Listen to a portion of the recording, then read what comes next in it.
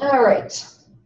So we are now recording. First thing I like to do in this class is always start off by seeing what questions you all have from last week's information. If any. If there was anything that still wasn't real clear or that maybe gave you difficulty in the homework. Are we going to discuss the questions later, or is that now? We certainly can. I just had a time with that 122D on the first chapter. I resubmitted it. I still couldn't get it, so I'm not sure what I was missing. Okay. And like I told the people that I worked with on tutoring before class tonight, not a single person got that one of the ones that have been graded. Okay. So I know there were some that have come in since then, but of the ones that have been graded, nobody got it quite right. The thinking was there, but it wasn't quite it. Are you talking about the last one? I'm talking about the last one, 22D. Yeah, you said that about percentage online. I haven't looked at my paper since then. Yep.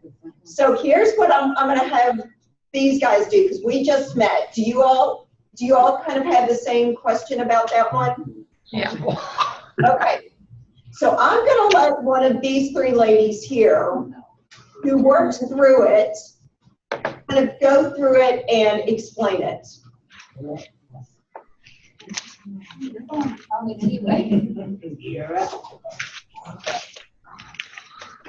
And let's see, what I do with my paper? Where's my journal? Oh, I bet it's right here. Okay. Okay. I'm going to mark out the answer real quick. But see if this helps you all, because, and I probably shouldn't do this yet because I haven't scored everybody's homework. But I'll do it anyway. For me, as you all know by now, I'm a very visual person. So I'm going to put this up here and see if this helps you all kind of start to conceptualize it a little bit. Can you all see that at all? Yeah. I'm going to draw it up here. Okay, so let's walk through all of 22, basically, is what we're going to do. So 22A, what we know is, what we know is that we've got a class that has 80 students in it. Okay. Now, for the first part, and like I said, everybody who's I have scored got 22A. So if somebody can tell me the answer to 22A. 15%. How much? 15%. Okay. So we've got 15% was 12 students, right? Because it was ourselves plus 11 more, we got a certain grade. Then we knew that 40% of the, am I doing this in the right order? Yeah. 40% of the class got a C. So now let's do 40%.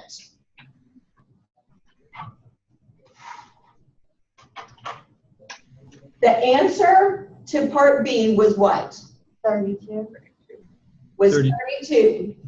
Very good. 40% of 80 is 32 students. Then, in part C, we needed to know, what did we need to know? How many got a D? We needed to know, yes, how many received a D. We know that there's 7.5%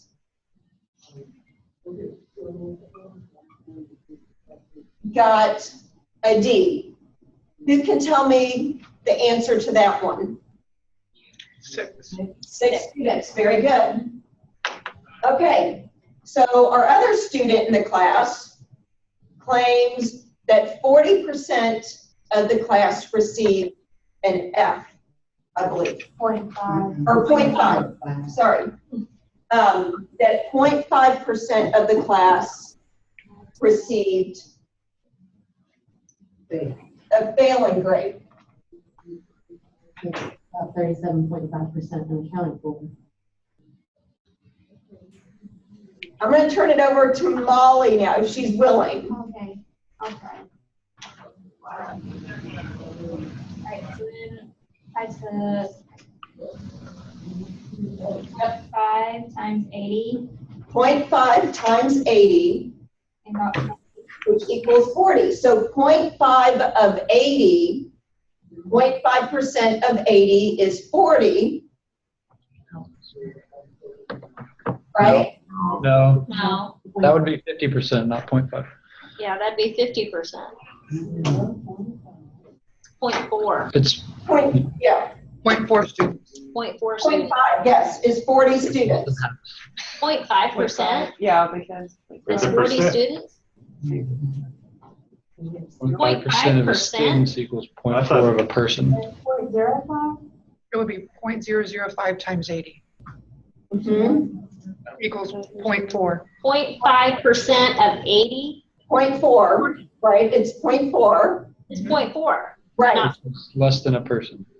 And then you can do it that way, or you can put it into a percent, which is again, what's going to be the 40%, 40. So why is that not possible? Because it's not a whole person. But even more so. Where are we getting the 40%? I don't understand where you're getting 40%. The question says 0.5. So your very bottom was the 0.5. So it's asking why 0.5 or 5% would be incorrect. Why it would be And if you incorrect. Add all of the percentages of the remaining. There we go. students, then you get the 40%. Correct. Did you all hear that? No. I thought Okay. it asked, how is it possible? Why is it not possible?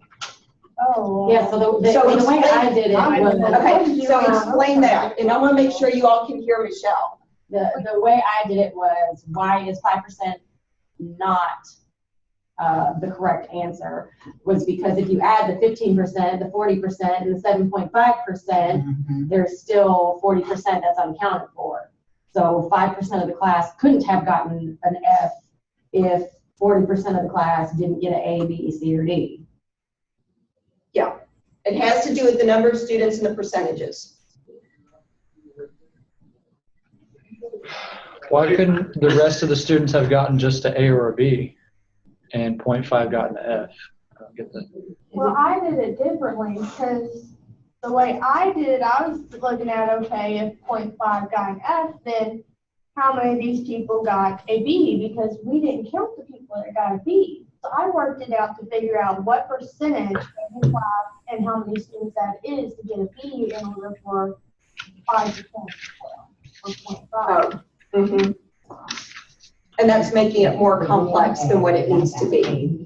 I don't know if I've got time for Yeah. questions. I didn't read it worded. Yeah. I still don't understand where she got that 40%. You know, also, this grade that we got, we don't know if we got the F. So it doesn't really say what grade the 12 students got. So So it's a given that either they got an A or a B. they could have got an F. It doesn't say they didn't get an F. Well, because now there's 12 students. We just know that there was 12.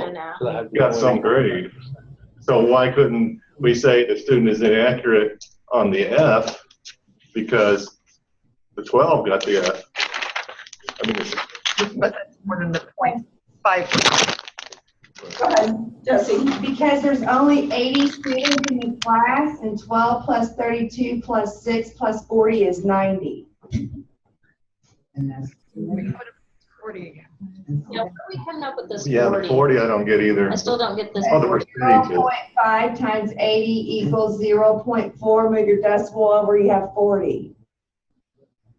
But it's but it's 0.5%. 0.5%. So that would be In the 0.05. textbook, the question says a student claims that 0.5% of the class failed. So the equation would be 0.005 times 80, which equals 0.4. Which is 40 students when you move your decimal over. Right. How can, But How it's can not asking for a 40 percent, it's asking students- for a whole number of people. yeah, that's what, But how can that's 40 4/10 of a students- percent. That's That would not, be 50% of the 40%. class. 40 students would be 50% of the class. I'm trying to figure out how you got 0.5 instead of 0.005. Yeah, Yeah, What is it? Because I keep hearing one people say 0.5. it's 0.5. It's just 0.5. Yeah, if you multiply 80 times 0.5, it's 40. yeah, but Right. it's of a percentage, so it's not 0.5 as a decimal, it's 0.5%. So according to page 8, it says that would be 0.005. Right, 0.5, if you multiply 80 times 0.5, No, But you would apply 0.005. it by but point. it's already in a percent. It's already a percent, but that's a percentage of 1%. It's already in a percent, right? Is Okay. 0.5. 0.5 is a half a percent, right? Mhm. So there would be 160 of those. No, 0.5 is, it's not that hard. What you do is you literally take your whole and you want a proportion of it. So you multiply 80 times 0.5, which gives you 40. So 0.5% of 80 is going to be the 40. Well, what if it was 50 for 50? Do, because I I think- got a lot of other information to get through tonight. I will email it to you all and kind of show the work going through it. I think it's a mistake. You select your answer better. I put Okay. there's always a chance for error was my answer. I think the miscommunication is because 50% of 80 would be 40, but it's asking for 0.5%, not 50%. Yeah. Didn't say, yeah, so 0.5% of 80 would be 0.4. I can put it in Google and it's still saying it should be 0.005, not 0.5. Right. Right. 0.5 would be just 50%. Right. Doesn't make- So why are we multiplying 80 by 0.5? That's what I'm not getting.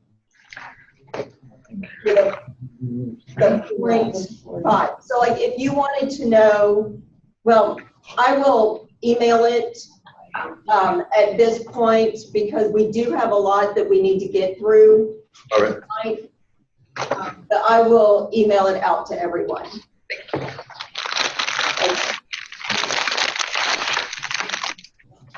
Any other questions on the homework? Oh, I think I have one. For, on the chapter 2 questions, Yes. on 16C, Which I one, did not get what the condition was. on which one, 16? 16C, Okay. All right. So what you want to do in trying to figure them out is your given is always going to be your independent variable.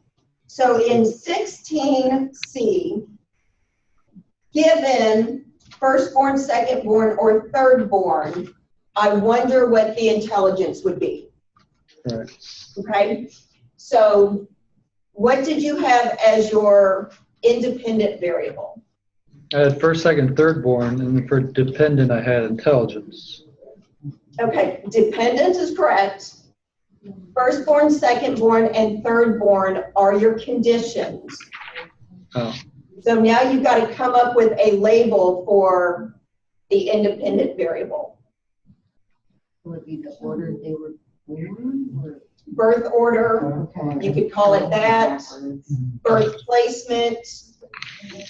okay. Got it. Yep.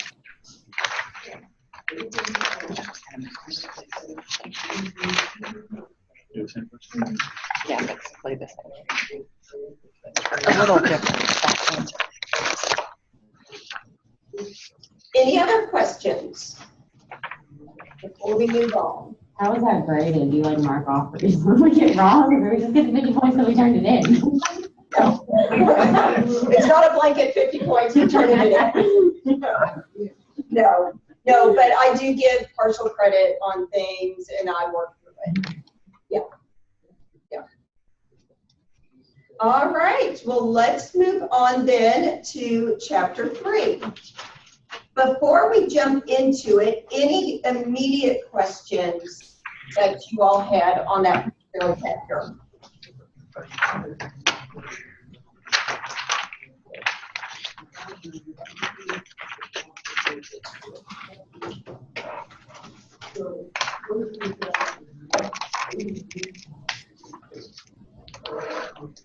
All right.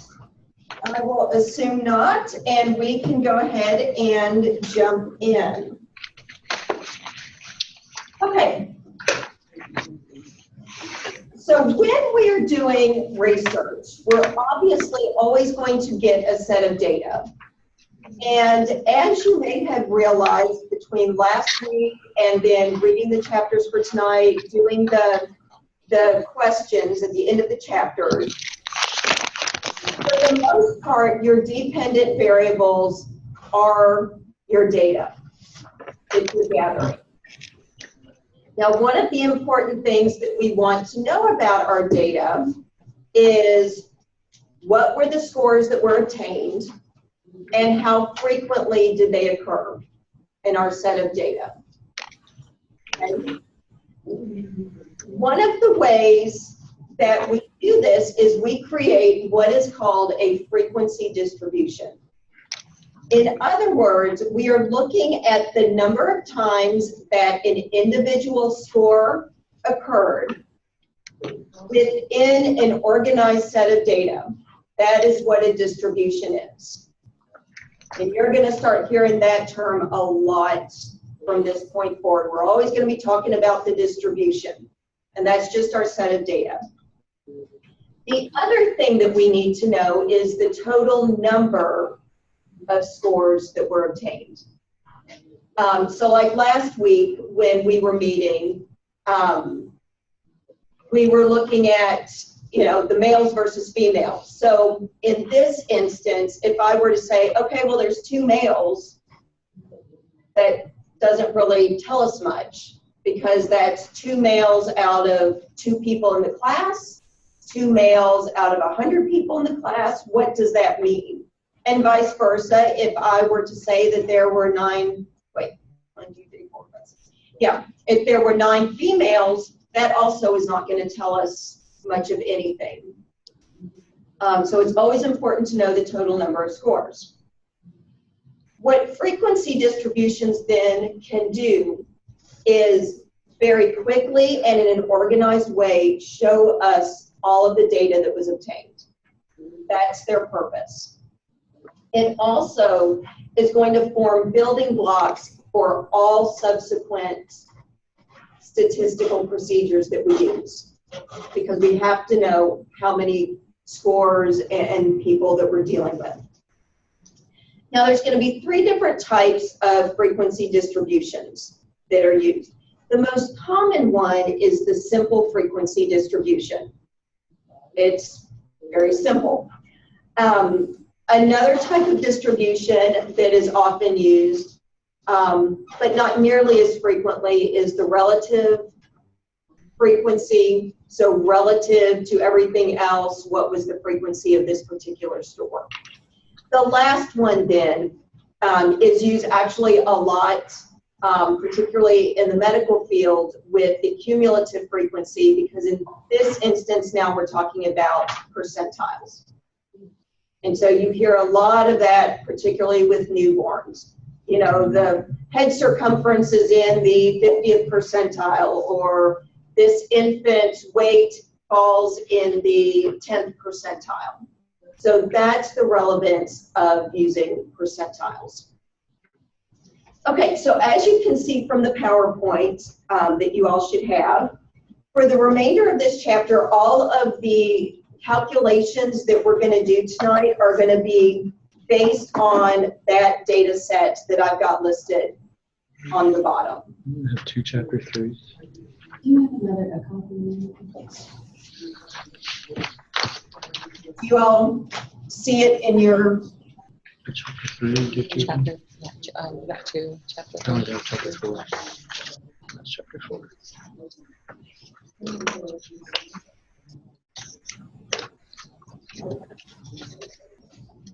Yeah, you're right, I do. Let me double check. Sorry.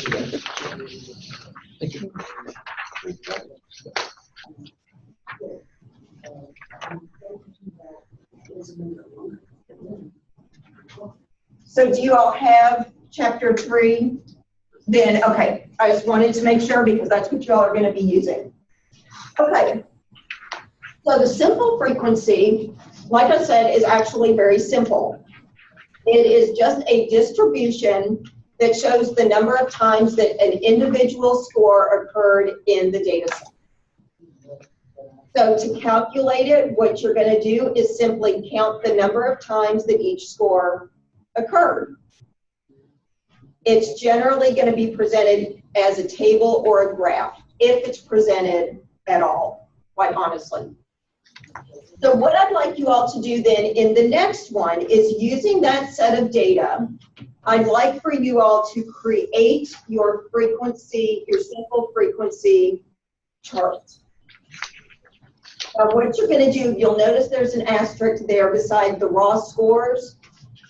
You're going to list every score that occurred between the highest and the lowest scores that were obtained in the data set, whether or not it occurred, because you may have some sets of data where not every score did occur. In this case, every score occurs. So go ahead and fill that out.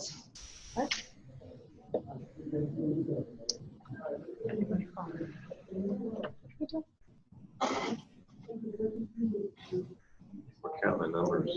Yeah. Each one's 1, 2, 3, 4, 5. How frequently they occur. Does that make sense? What you're saying, okay.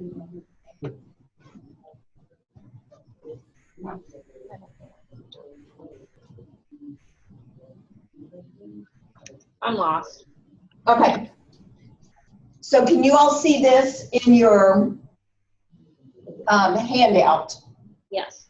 Okay.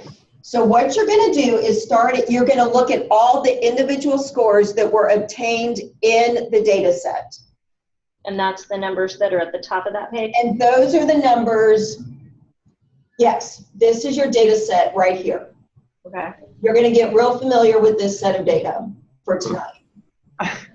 So what you're going to do then is you're going to just list each individual score in this column. So a 1 was obtained, a 2, a 5, a 3, and a 4. And you're going to want to record them from highest to lowest. Highest to lowest in number or in frequency? Highest to lowest in number. So your first one is going to, come on, 1. look like this. 5, 4, 3, 2, 1, yeah, sorry. Oh. Okay? So that's each of the scores. A 5, you had a 1 occur, a 2 occur, a 3 occur, a 4 occur, and a 5 occur. Now what you're going to do is you're just going to record in this next column, you're going to record how frequently each of those scores occur.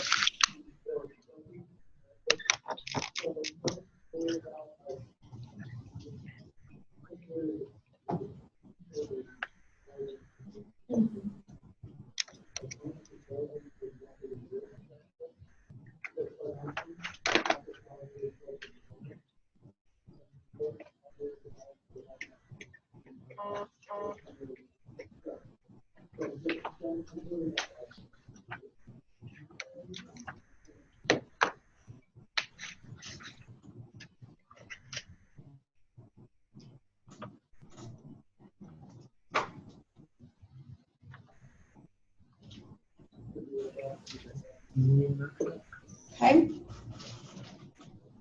Now the N down here at the bottom, N represents the total number of scores. And that's important information to know as well. And that can serve as a checks and balances for you on your math, on your tallies. So the total of the frequencies should equal the total number of scores that you have.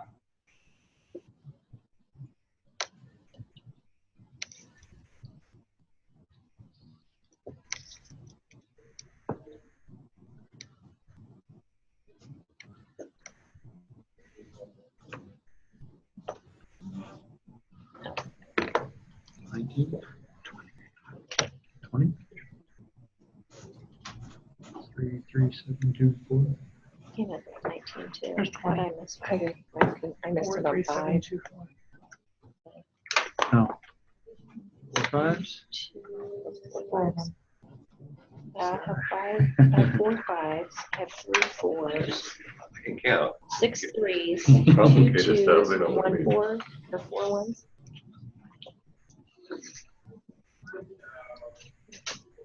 I counted the 3s wrong.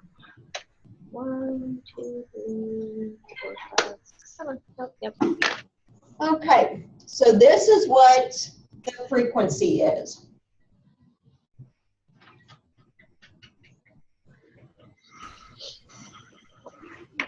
Is that what everybody has?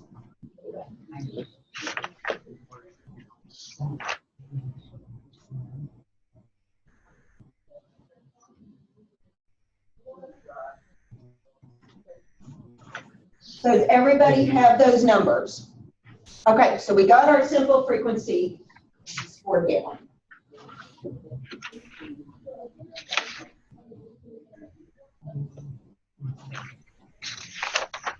Got it?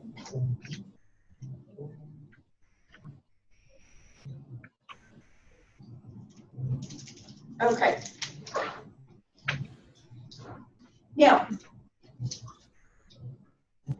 more often than using tables, people will actually use graphs to depict the frequency.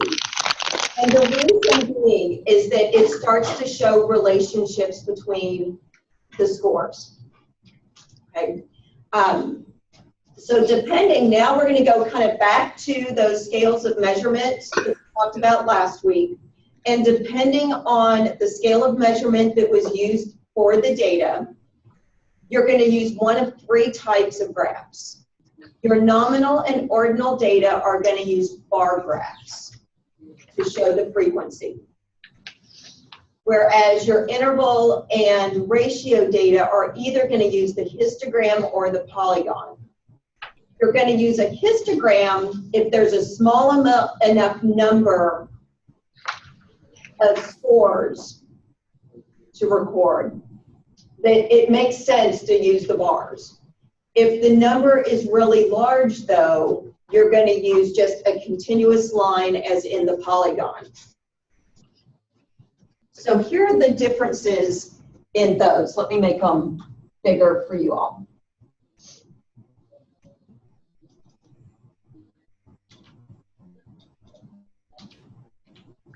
So here's a bar graph for ordinal. If we assumed that our data was either ordinal or nominal in nature, we would use the bar graph. In this instance, the scores are going to be placed on your x-axis and the frequency is going to go on the y-axis. So from this, you can see that there were 4 1s, 2 2s, 7 3s, 3 4s, and 4 5s. So these don't have to be in the same order, like you just did highest to lowest? Generally, when you do a graph like this, where x and y meet, it's going to be 0, and the numbers go up from there. Yeah, yeah. So it'd be score 1, 2, 3, 4, 5, and then you do the frequencies. Yeah. And now, the other key thing to keep in mind about the types of graphs that are used is whether in the bar graphs and the histograms, whether the bars are touching or not. Because visually, these do not touch because it is assumed that with your nominal and ordinal data, they're more categorical in nature. And so it's one or the other. They're not a continuous, they are more of a discrete variable, as we talked about last week. So the bars do not touch. But in your ordinal or your interval and ratio data, the bars are going to touch. And that's to visually show that it's more continuous in nature. Okay? And so this would be if you had a small enough number of scores to record, but if it's a larger number and that's really dependent on the individual study, there's not a specific cutoff of this number or greater constitutes a large sample and this number and below constitutes a smaller sample. And so you would have a polygon. So here's a polygon of our data set.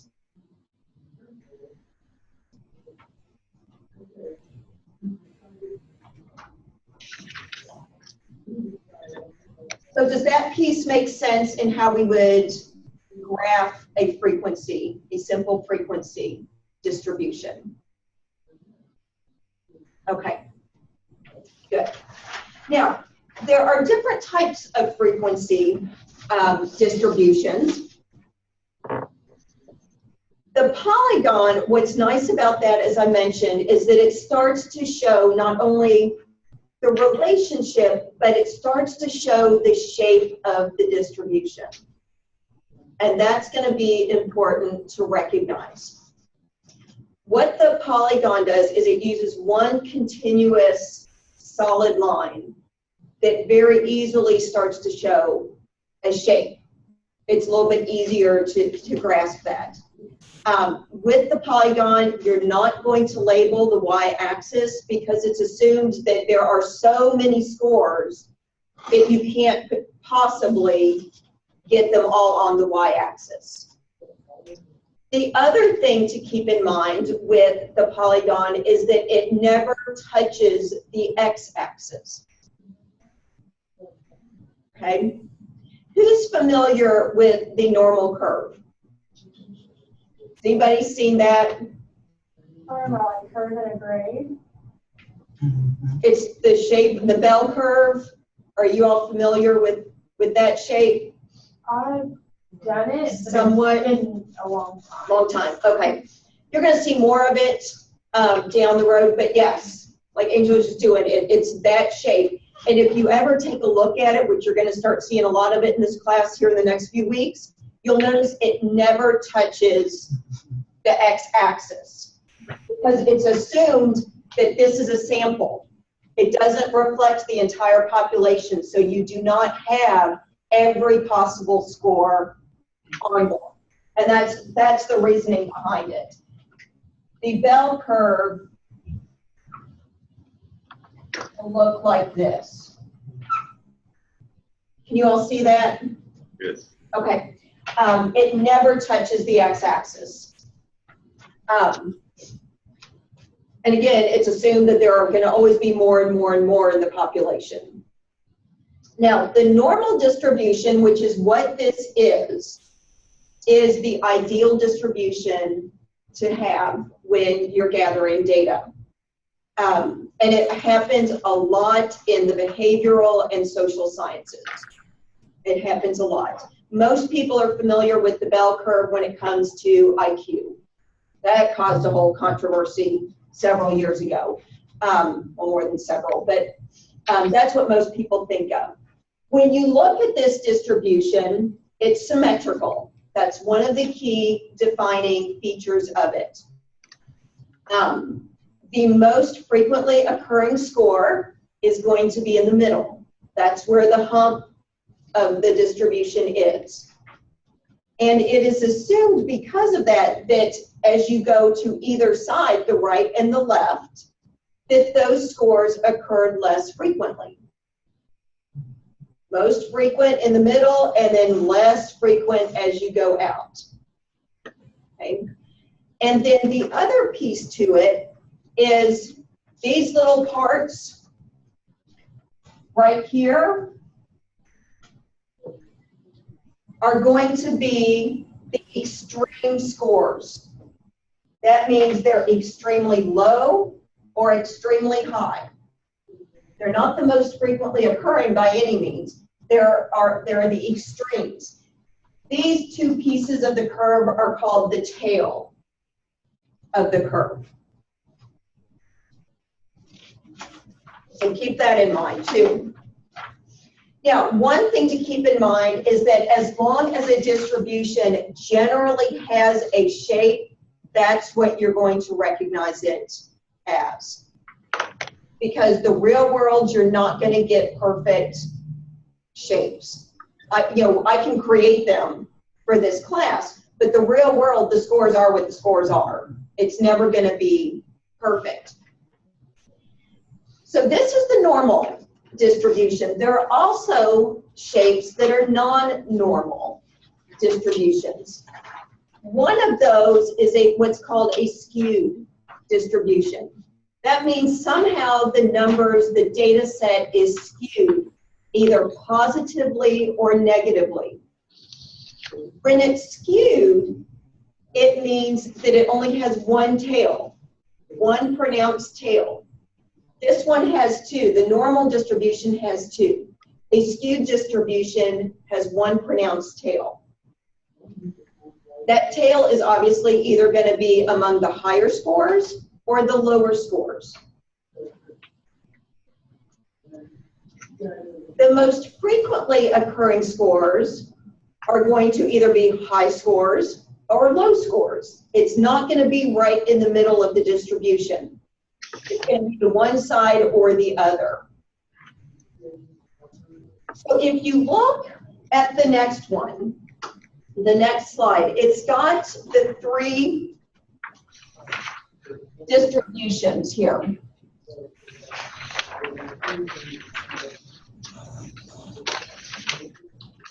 Right here.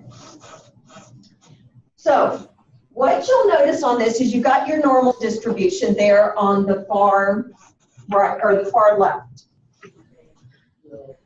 The next one is what is called a negatively skewed distribution. So what that means is that the most frequently occurring scores are higher scores. The less frequently occurring scores are lower scores. They're in the tail of the distribution. In contrast, you've got the positively skewed distribution where the majority of the scores are lower and the less frequently occurring scores are the higher scores, and that's the direction of the tail.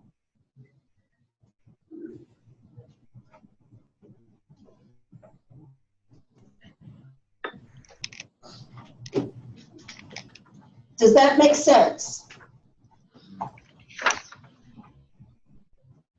And it can get confusing. It takes a while to be able to recall, okay, if it's positively skewed, which way is the tail going? Does that mean the scores tend to be more positive, or does that mean the scores tend to be more negative or lower? The tail goes on the lowest end, right? On which one? The tail goes on the lower end on which one? The tail is to the left on a negatively skewed distribution. The tail is on the right for a positively skewed distribution. Okay, so the lowest, I guess that's the frequency on the side. That's the frequency on the side, yes. So On the lowest y-axis, frequency. yeah.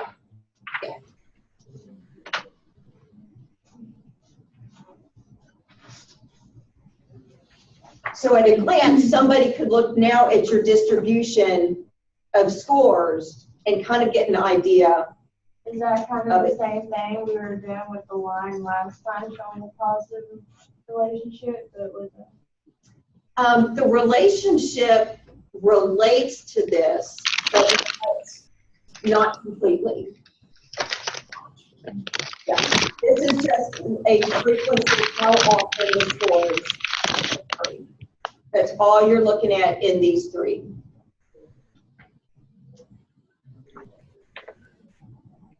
Now, to go even further with it, In contrast to the normal distribution, which is considered unimodal because it's got one middle hump, so it's only got one score that occurs the most frequently. There can be what's called bimodal distributions, where there are two frequently occurring scores. And the humps that are created in the distribution are going to be very distinct from each other. So it's not going to be like, 7 scores of 3 and then 6 scores of 2.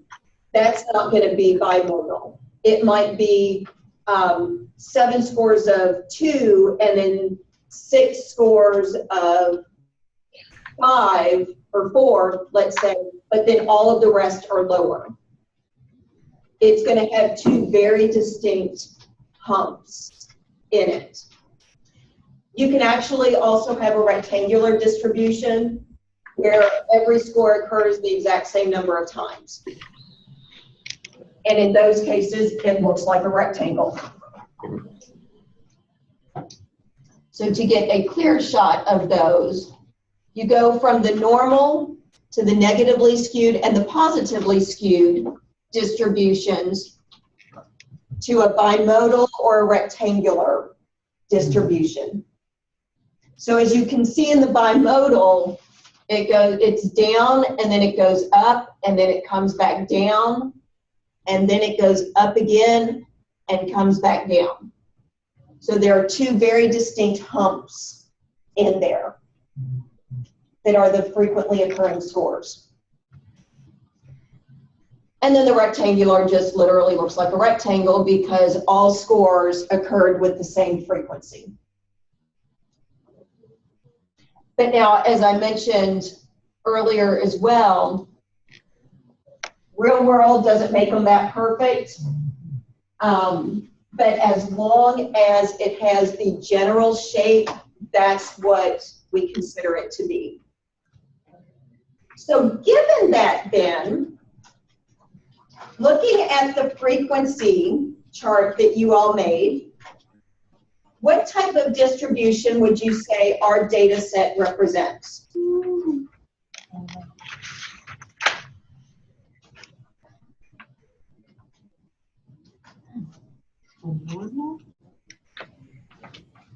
What do you all think? Looks normal. It's normal. Yeah. Yeah. It's a normal distribution. Now, even though it's not perfect, No. it is normal because it has the general shape, as you can see by that. Okay, it's kind of going up. There's only one most frequently occurring score. Even though you've got dips in here for score 2 and score 4, the general shape is still normal. And that's going to become even clearer in the next chapter, that it is in fact a normal distribution. What time is it? Okay. Are you all doing okay? Or are the brains starting to turn to mush? Doing okay for now? I'm always checking in, trust me. If we need to break earlier, we can do it, but I'm always going to be checking in. Okay, so we got the simple frequency concept down. Now let's look at the relative frequency. So what the relative frequency communicates, and you'll see there in parentheses, that's how we would indicate it. The relative frequency communicates the proportion of our total, or our proportion of n, that is comprised of an individual score's frequency. So in other words, what's the size of the piece of the pie that an individual score is going to take? And it probably doesn't show up very well on your black and white copies because it doesn't here. But this is actually the proportions in color for you so that you can see. So which one here has the largest proportion? Score 3. 3, because it occurred the most frequently. It occurred 7 times. Good. Okay. So on the next slide, you will see the formula for calculating the relative frequency. The relative frequency, see, this is why I miss my whiteboard. I'm usually all over it. Are you all okay with me switching in and out with the PowerPoints? Yes. Okay. Okay.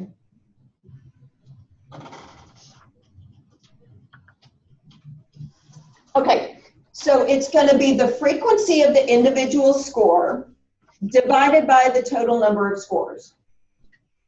So in our set, what was our N? 20.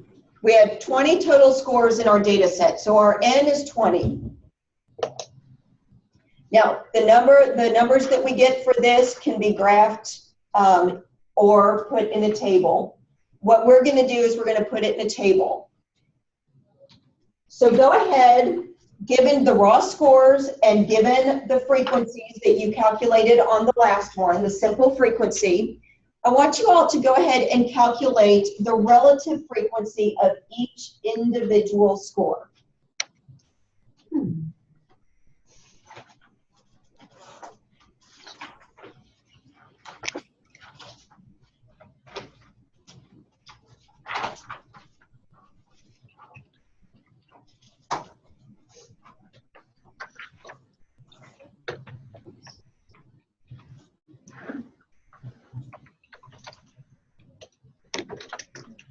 So you know N is 20, okay? And so,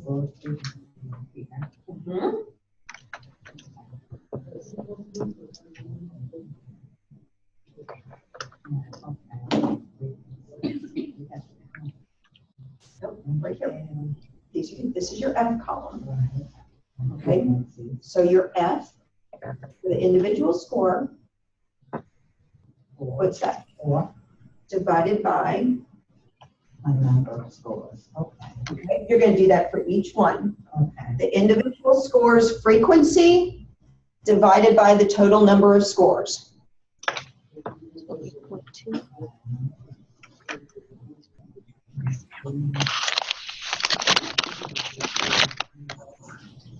Let's see, for the total, and look at this, we're trying to find that. Which is a 4. The total is in 4.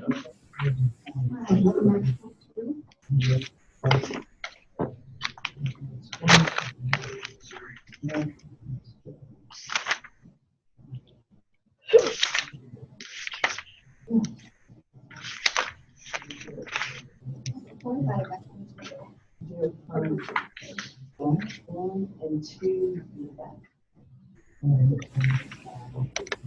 4 divided by 20.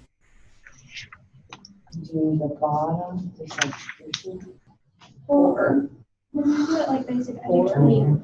divided by 20. Just on this. Okay. 0.2. Hope you're right. No. That's not what I got you. Yeah. 20 divided by frequencies. No, it's Four it's divided by frequency Four divided by your 20. total. So Yeah, yeah, Frequency like four. divided by total. Right, it's going to be the individual scores frequency divided by the total number. So that- I'm like, no. no.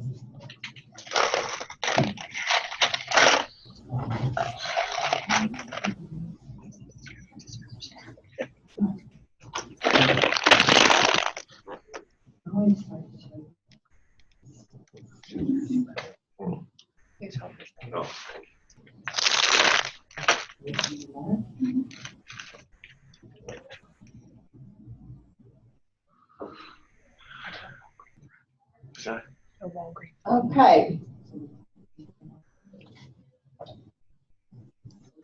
All ready for me to show? Oh, it was great. So that's what you should get, Is that what I got? I did, okay. right? Go ahead. And now the checks and balances on this particular table, because it's a proportion of the total, it's going to be a decimal. And so by the time you add them all up, it should equal 1. So if the total of all of your relative frequencies does not equal 1, there's a mistake in there somewhere.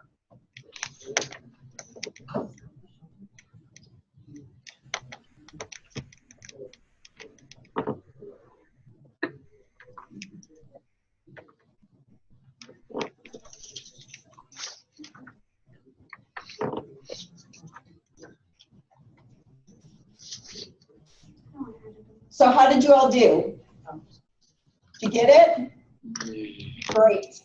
How do you You all- I'm sorry? How do you find one? Sorry. You find 1 by adding up the proportions, all of the proportions. That's kind of your checks and balances for this one. All of these. So 0.2 plus 0.15 plus 0.35 plus 0.1 plus 0.2 should equal 1. Or whatever that would be, it should always equal 1. Because again, it's the portion of the total, it's a portion of the pie.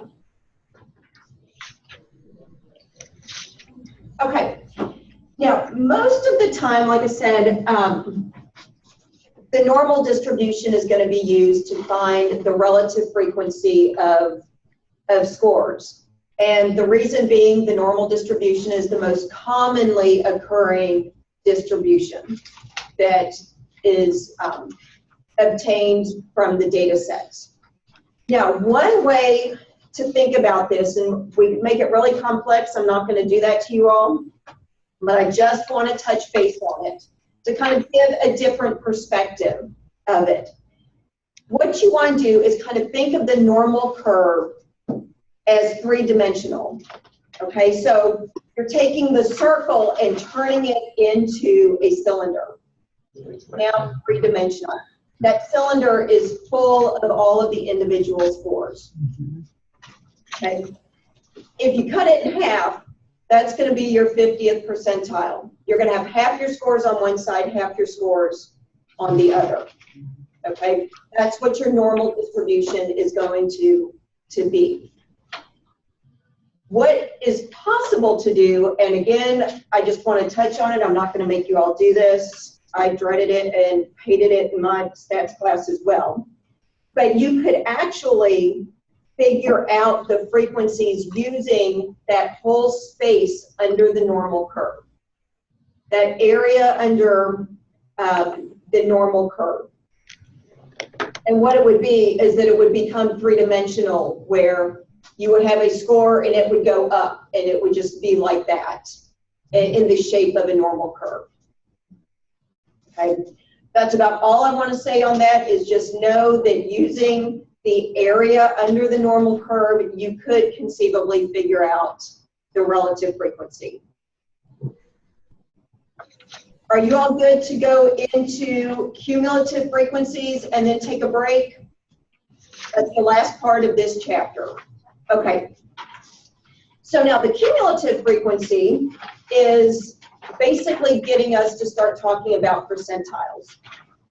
What the cumulative frequency does is it identifies a score's position or standing relative to all of the other scores that were obtained. What it also tells us, though, is where the score is along the continuum of the distribution, but it primarily focuses on the score itself and all of those below it. So one of the downsides to this is it gives us information, but it doesn't really look at all of about the scores above it. It looks at the score and everything below it. So what we do to compute this is You're going to start this time actually with the lowest score. Okay, so you're going to start at the bottom of the chart.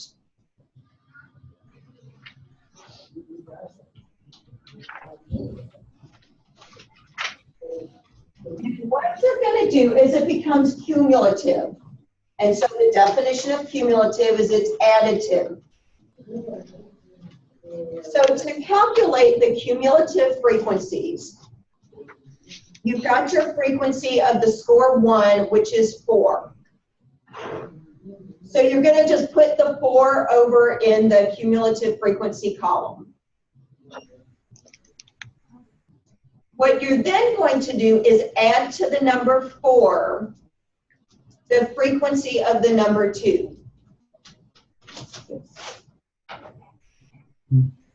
And you're going to record that value in the cumulative frequency column.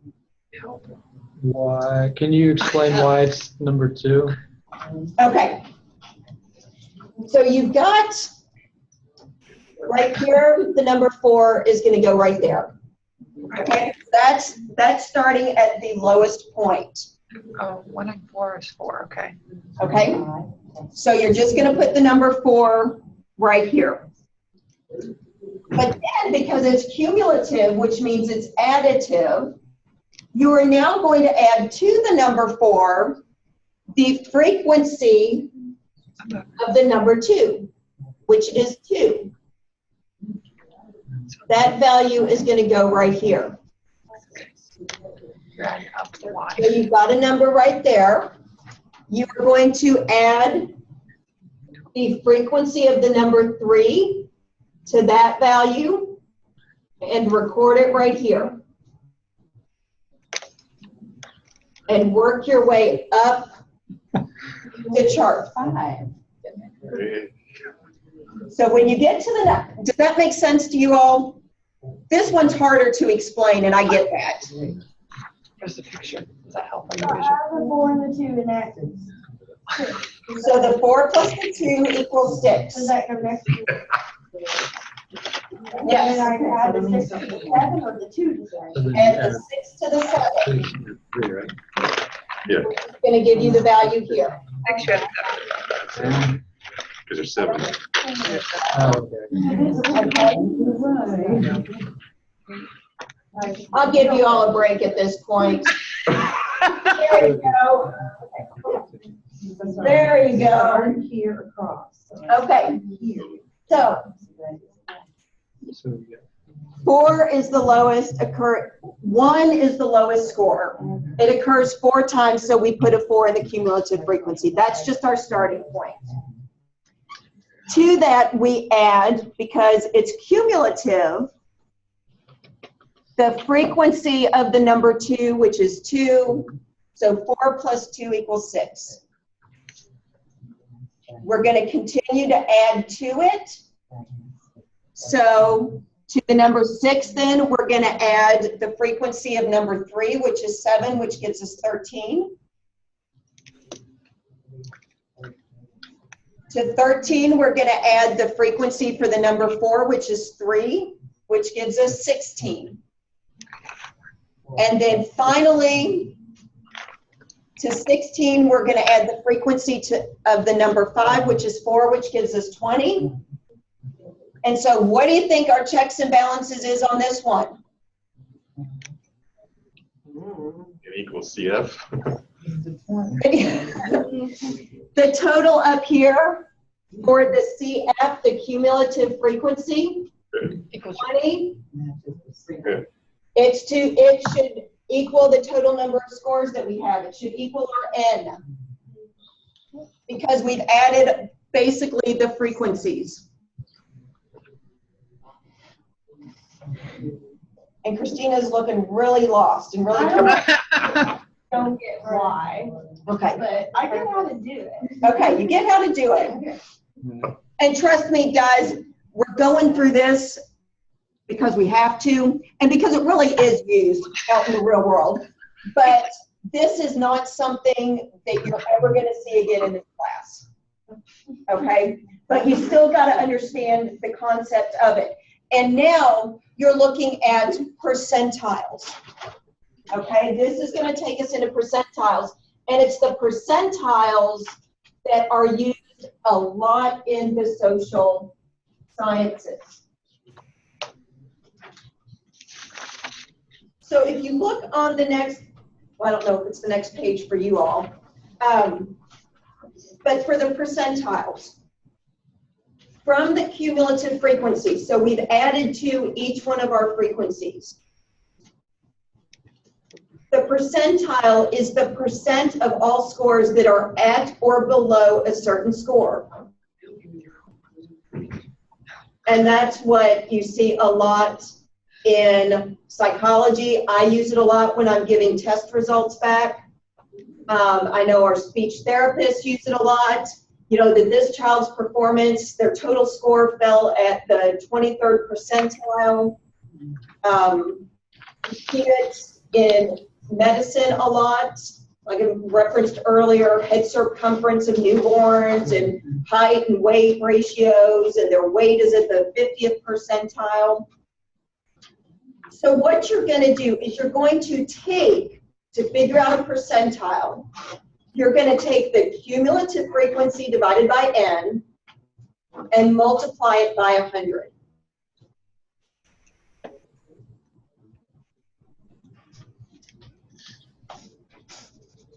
So, kind of going on the next one here. Figure out the percentile for each of the raw scores. So it's going to be the value that you obtained of the cumulative frequency divided by n, which is 20, and multiplied by 100.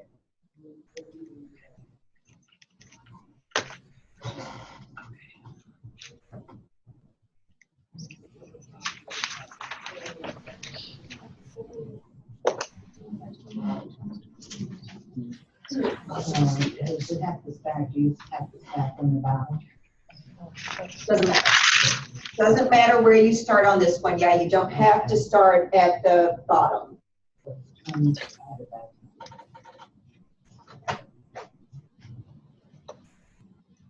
First one. That's his I'm right. gonna start the third version one. First one. That's what I got. Oh, at the top?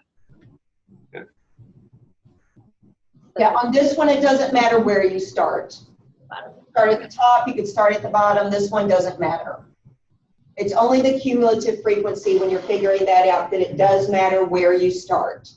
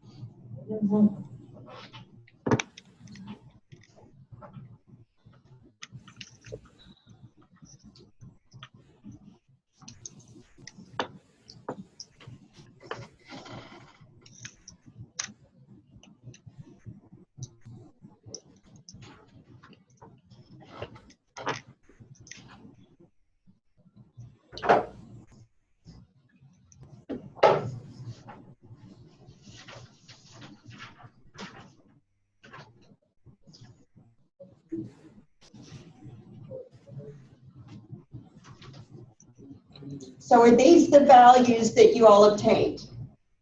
Yeesh. Good. Okay, so I'm going to pull on, because I'm sure you all have experienced this, I would assume, in class. I'm going to pull on either Jerry or Angela to interpret the 65th percentile. What would we say about the number 3? Maybe?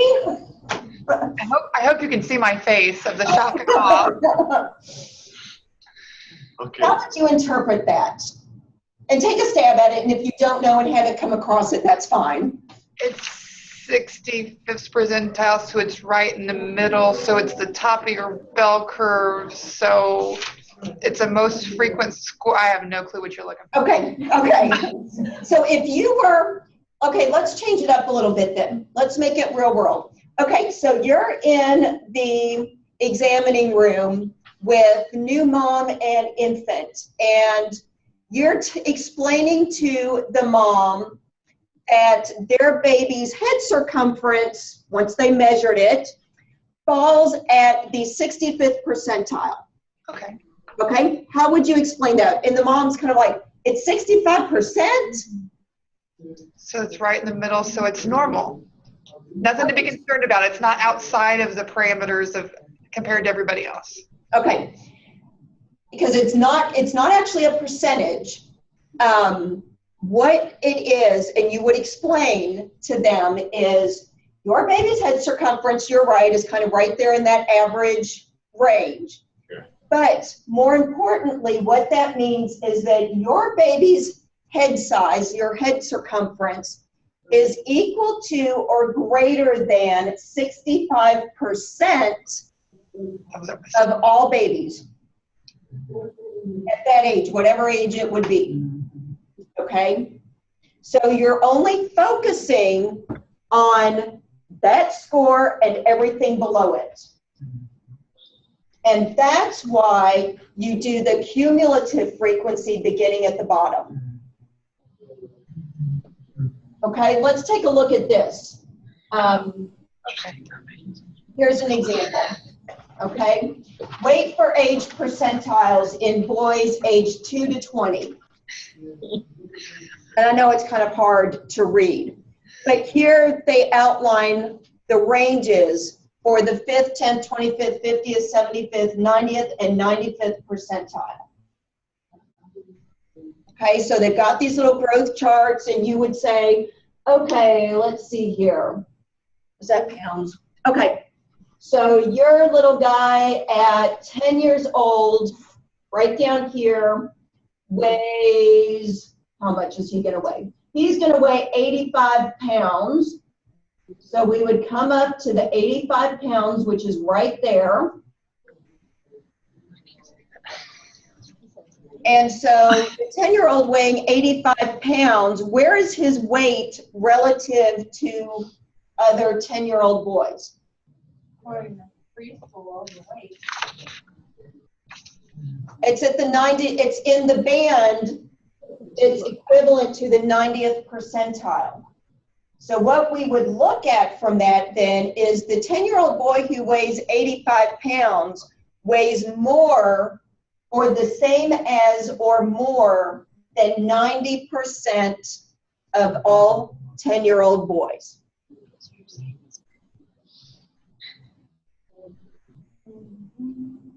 So that's how we interpret percentiles. It looks at that point and everything below it. Does that make sense? Make a little bit more sense while we kind of look at the cumulative frequency and how we actually apply the information. A little bit. Well, like I said, the good thing is with the cumulative frequencies, you're not going to do much more with it in this class. Okay, the only other thing to mention is that up until now, we've talked about ungrouped distributions because we're focusing on individual scores. But if you have a larger number, you're going to start grouping them. And what that means is you're talking about ranges. So where we've done score 1, 2, 3, 4, 5, let's say you had 100 possible scores. To try to graph that, then you would say the scores that fell between 1 and 10, that's a grouping number. The scores that fell between 11 and 20, that would be a number, a total number. Does that make sense? Okay. All right. So let's take a break, a 15-minute break, so we'll come back at 8:25 our time, 7:25 your time. All right. Do they all give up? Don't want her muted this time. We do that every time. Let him, you look technologically savvy. You do Mute that. us. Yeah, you do. It's the same as the last one. That's what we're doing.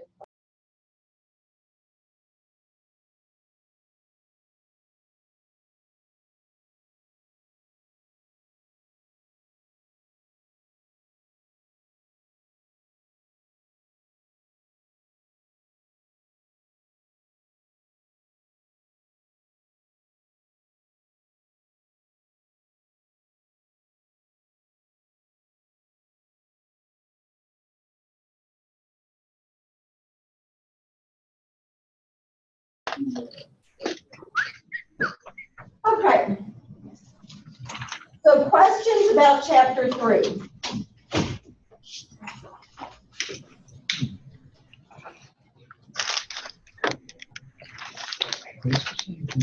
Everybody good? Hello? 3? Any questions, kind of as we made it through it? All right. Well, let's move ahead then to chapter 4. Anybody have any pressing questions or confusions about chapter 4? The measures of central tendency.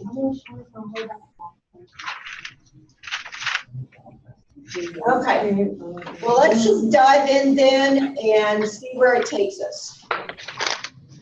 Okay, measures of central tendency. What comes to mind when you all think about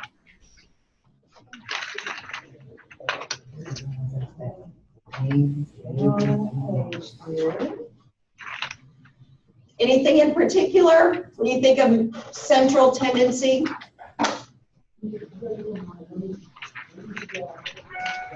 You all have the PowerPoint for that? Yes. Okay, great. I just wanted to make sure. The central tendencies, what that's going to look at is where the majority of the scores are in some cases. It kind of looks at the middle of the distribution. And it's going to look at that middle point in a distribution in 3 different ways. Okay? So while we want to know what the frequency of the scores is, because that kind of gives us a context, it shows us the shape of the scores as we just found out, which can be normal or it can be non-normal. It also identifies if there are any extremes in our data set, if we have any tails in our distribution.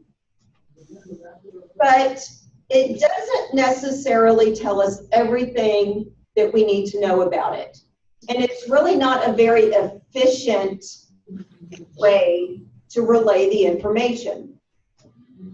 What's going to be more efficient is looking at the measures of central tendency, or that middle point in the score, or in the distribution, I'm sorry. And what it's going to do is it's going to start to give us even more information about how people perform in the given situation.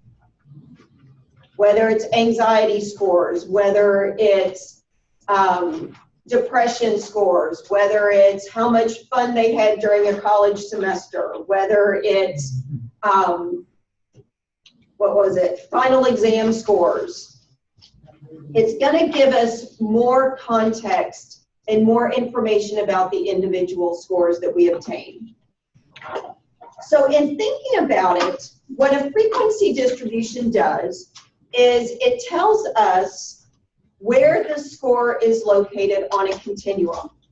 And you can see that in this particular, in this graph.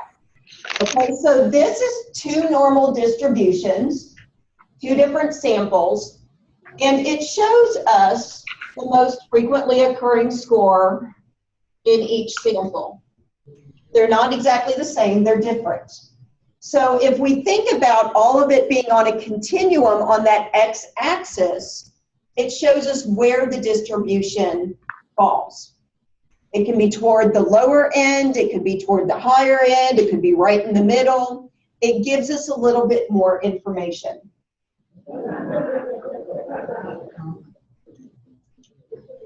Okay, this. It looks like it touches. It doesn't actually touch. No, that's just the image. Okay. Yeah. In a normal distribution, it does not touch the x-axis. Okay. So the first thing that we have to do when we summarize our distribution is find the appropriate measure of central tendency. So here come those scales of measurement yet again, okay? It's not only the scale of measurement though, but it's also now going to be the shape of the distribution. A normal distribution is going to get certain measures of central tendency, whereas a skewed distribution is going to use others as the most appropriate. Okay, so the first one that we're going to look at is the mode. So what is the mode in a distribution? Well, the mode is simply the most frequently occurring score.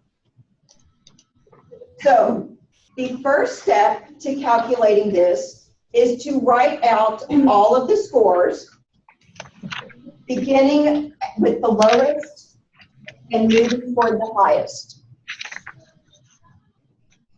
So you're going to just start by writing them out, and I've already kind of done that for you. So, which score occurs most frequently in our data set? 3. So 3 is the mode, most frequently occurring score. We know previously that it's also a normal distribution. And you can see that as you lay out the scores as well in numeric order. You've got your 4 1s, you've got your 2 2s, you've got 7 3s. Then we're going down in number, you've got 3 4s, and you've got 4 5s. It's also going to be unimodal because it's a normal distribution. There's only one most frequently occurring score, and that's a 3.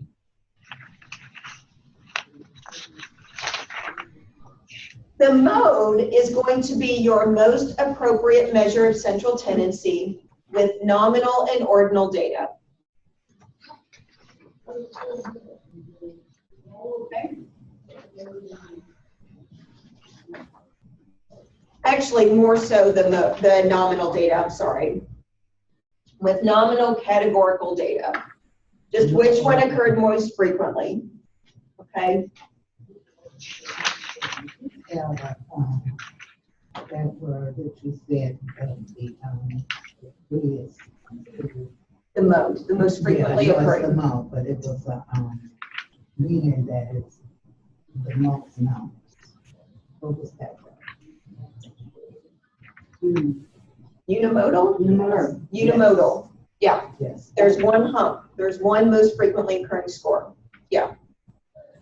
So if you think about it, it would be, you know, let's see here. We've got, you know, the number of blue shirts in class, the number of green shirts, yellow shirts. That would be nominal data that we would capture in a distribution, a frequency distribution, and then we would look at which one occurs most frequently. Most appropriate way to describe data such as that. Now, there are some limitations to using the mode. The first one is that there can be more than one mode.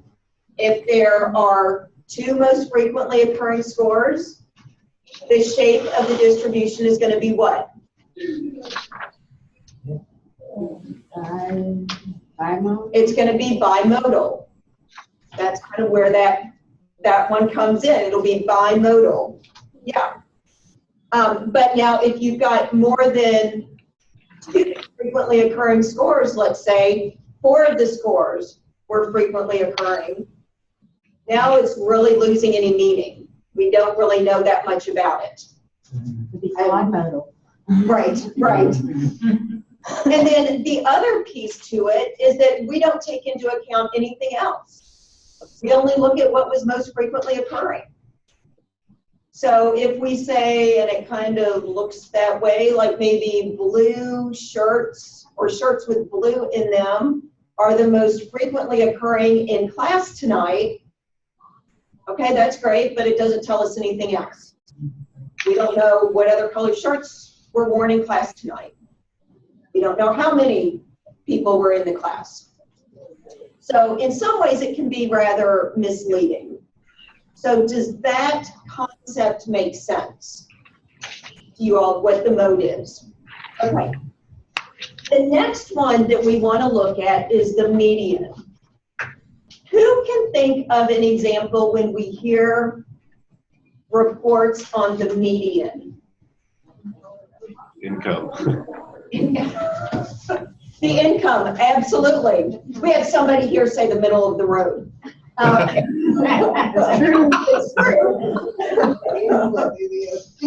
Yes, income. You're looking at the median household income is such and such.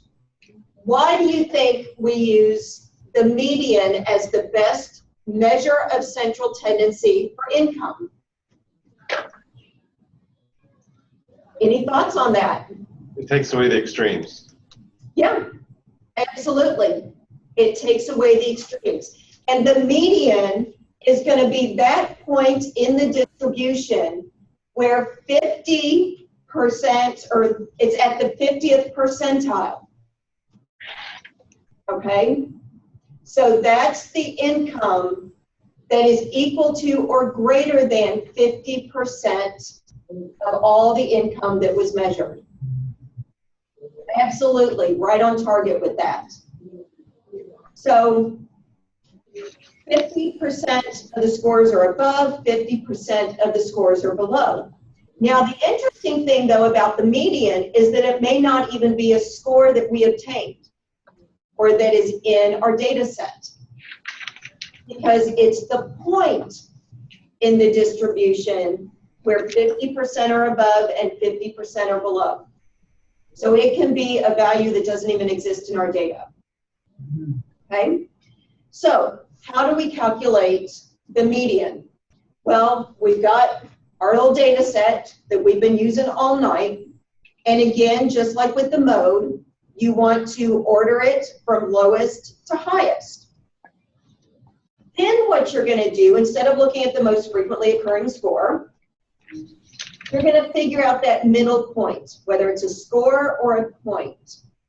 Now, if there's an odd number of scores, it's going to be the middle score.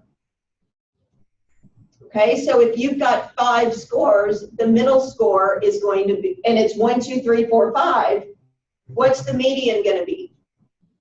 3. 3. It's the middle score. There's 50%, 2 on one side, 50%, 2 on the other. Good. But now if it's an even number of scores, you're going to find the 2 middle scores, and then you're going to calculate the average of those 2 scores. And that becomes the median. So if they're both 3, So if they're both 3, would be 3. it's going to be 3. Yep. What is the median? So if it was like one of them was 3 and one of them was 4, would it be 3.5? If one of them was 3 and one of them was 4, you're going to add 3 plus 4, divide by 2, and get 3.5. So that's now your median of the distribution, and it's not even a score that exists in our data set. Absolutely. That's all it takes to figure out the median. Now, the median is going to be used with ordinal data. It's also going to be used with interval or ratio data if the distribution is skewed. And that's exactly what Jerry was alluding to earlier. Because it's going to now take those extremes kind of out of the picture a little bit, because it's going to give that 50th percentile. Yep. Overall, the median is going to be better than the mode because there can only be one value, only one score or 1 point. So there's not the possibility of it being bimodal or triple or quadruple or modal, I guess. And generally, it's going to be located around the mean of the distribution. But as we learned with percentiles, because that's now again what we're dealing with, it's that 50th percentile mark. Which scores is it going to ignore? Yeah. Everything above, absolutely. Because the percentiles focus on that point and everything below it. So it's better, but it's still got some issues with it. So does all of that make sense about the median before we move on to the mean? Okay. Now, the mean, I am not able in my computer for whatever reason to get the little symbol to actually look like it's supposed to. So let me show you all here. Well, I'm gonna leave that there. Here's what the mean should look like. In the PowerPoint, because of the way my computer's working, let me see. Okay. The mean in the PowerPoint kind of looks like that, the X with the little line over it to the side. What it technically is, if you all are writing these assignments out by hand, it's not that, it's directly over the X. Okay, so I just wanted to clarify that. Whenever you see the little X with the line off to the side, that is supposed to be the mean. But when you write it, that little bar goes directly over the X.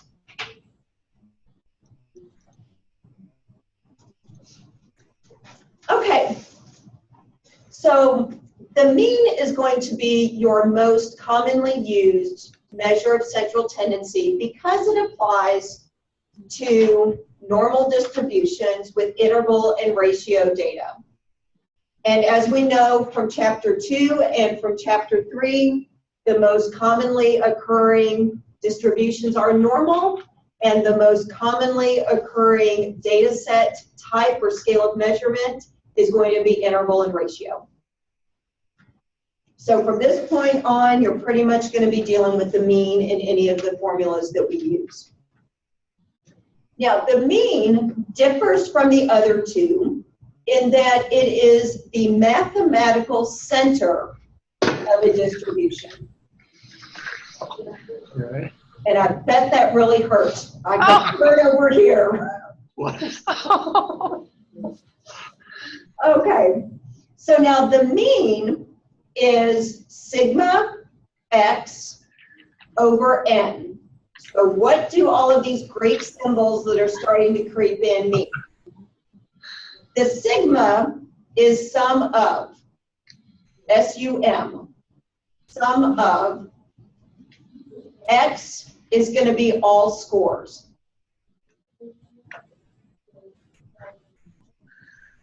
So you're going to sum all of the scores together, and you're going to divide by n, which we know is the total number of scores in the distribution. Okay, we know from the previous calculations our n is going to be 20. So what I want you all to do now is calculate the mean of our data set.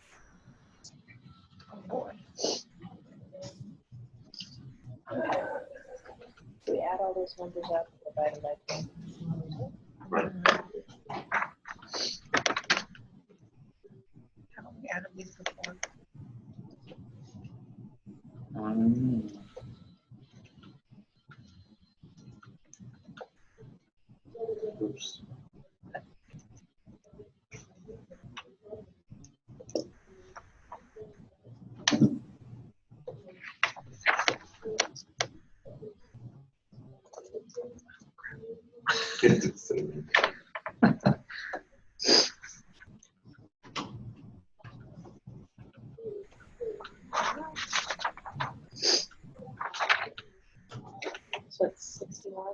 Somehow got the right answer. Two, It didn't slide. Oh, yeah. Awesome. I know, you all got lucky. I forgot to take them back on your alls.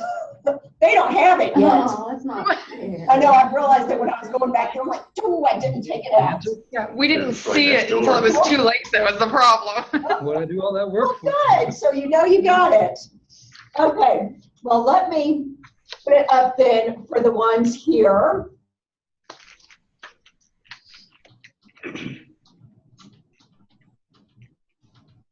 All right.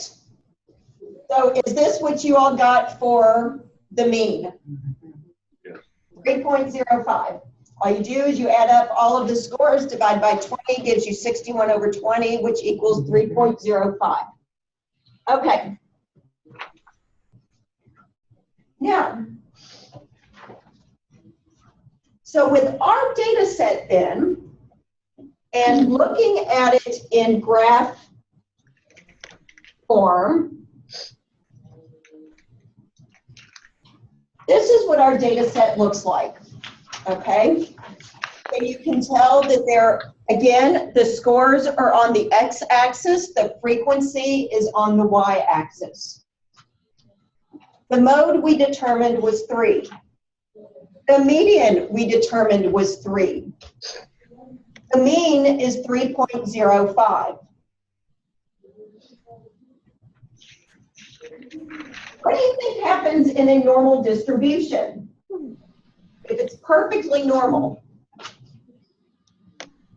when it comes to measures of central tendency, The same. they're gonna be the same.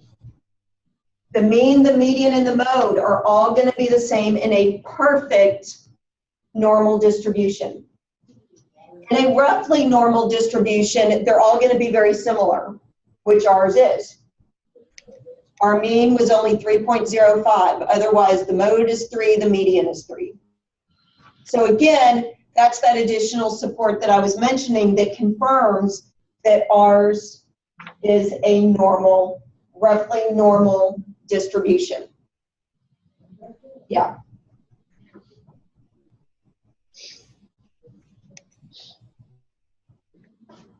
Okay, we've already talked. No.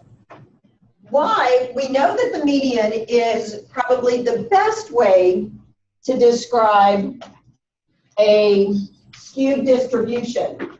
But why would we not use the mean as a measure of central tendency in a skewed distribution? It will inaccurately represent. I was going to say. Because it's an average. It's an average. And so if it's an average, what is it taking into account? It could be an extreme score averaged into it, which would give an unreliable picture. Right. And so what's it going to do to the mean? Skew the mean. Exactly. Yeah. What it's going to do, you're right, is, and you're right, is that it's going to pull the mean in the direction of the tail, because it's going to pull it toward those extreme scores, whether it's high or low, because it's extreme. And when it's the mathematical center, it's pulling it whichever direction the tail is in. Yeah, because what it does is that's balancing out the distribution. It's trying to, I should say that. It's trying to balance out the distribution. So here's what I want you all to think about. And we've all been here with this. What measure is most often used in school to determine grades?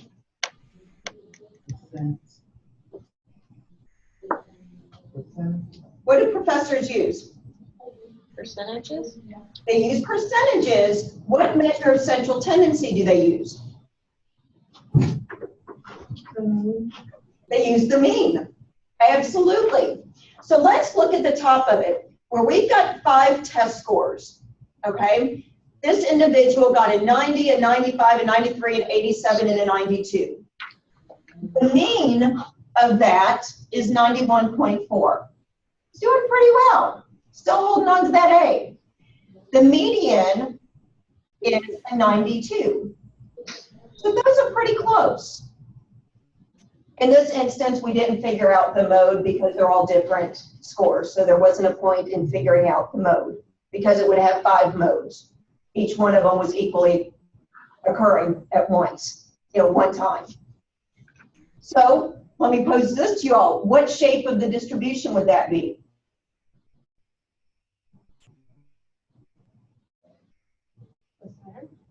Five scores, all occurred once. What shape is that going to be? Oh, the rectangle. The rectangular. Yep. Okay. Now let's look at the second set of test scores. 90, 95, 93, 87. Whoa, really messed up on that last test. Got a 70. The mean is now an 87. So now the person has a B. The median is a 90. So who's had the experience of doing really well and you get that one bad test grade or assignment grade and it drops the grade really fast? And then you notice how long it takes to get it back up. It drops really fast and takes a long time to get it back up. Well, it's because they use the mean. So it's pulling the mean toward that low score. And so it's always going to take that into account when they're doing the calculations. So that's why maybe I'm only speaking from experience, but I've had that happen. Well, I have to. And I'm sure most people have. Most people have. But that's why. That's why we do not use the mean for a skewed distribution. I don't have it in mine. I know that you all should have it in yours, the other graph that I did. And that just shows, yes, yeah, that just shows the test scores, and that's a graph of the test scores. So you can see the first one is a little bit more rectangular. They each occurred once, but you can see they're all kind of hovering up there together. But then in the second one, when you start to include that 70, you can see that it's starting to shift into a little bit more of that skewed presentation. That those were the only 5 scores that we were dealing with. Yeah.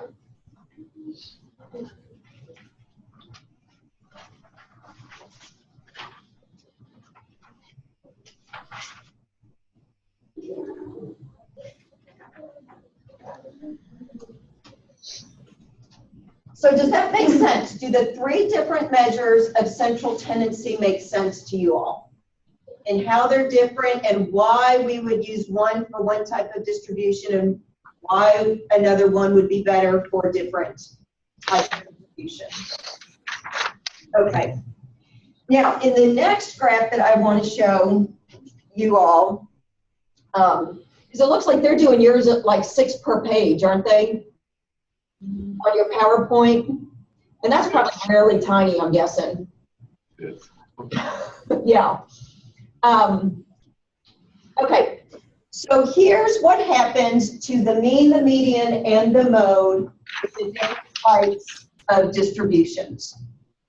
And you can see how they get pulled in the directions, except for the normal one, which is all 3 of them right there together.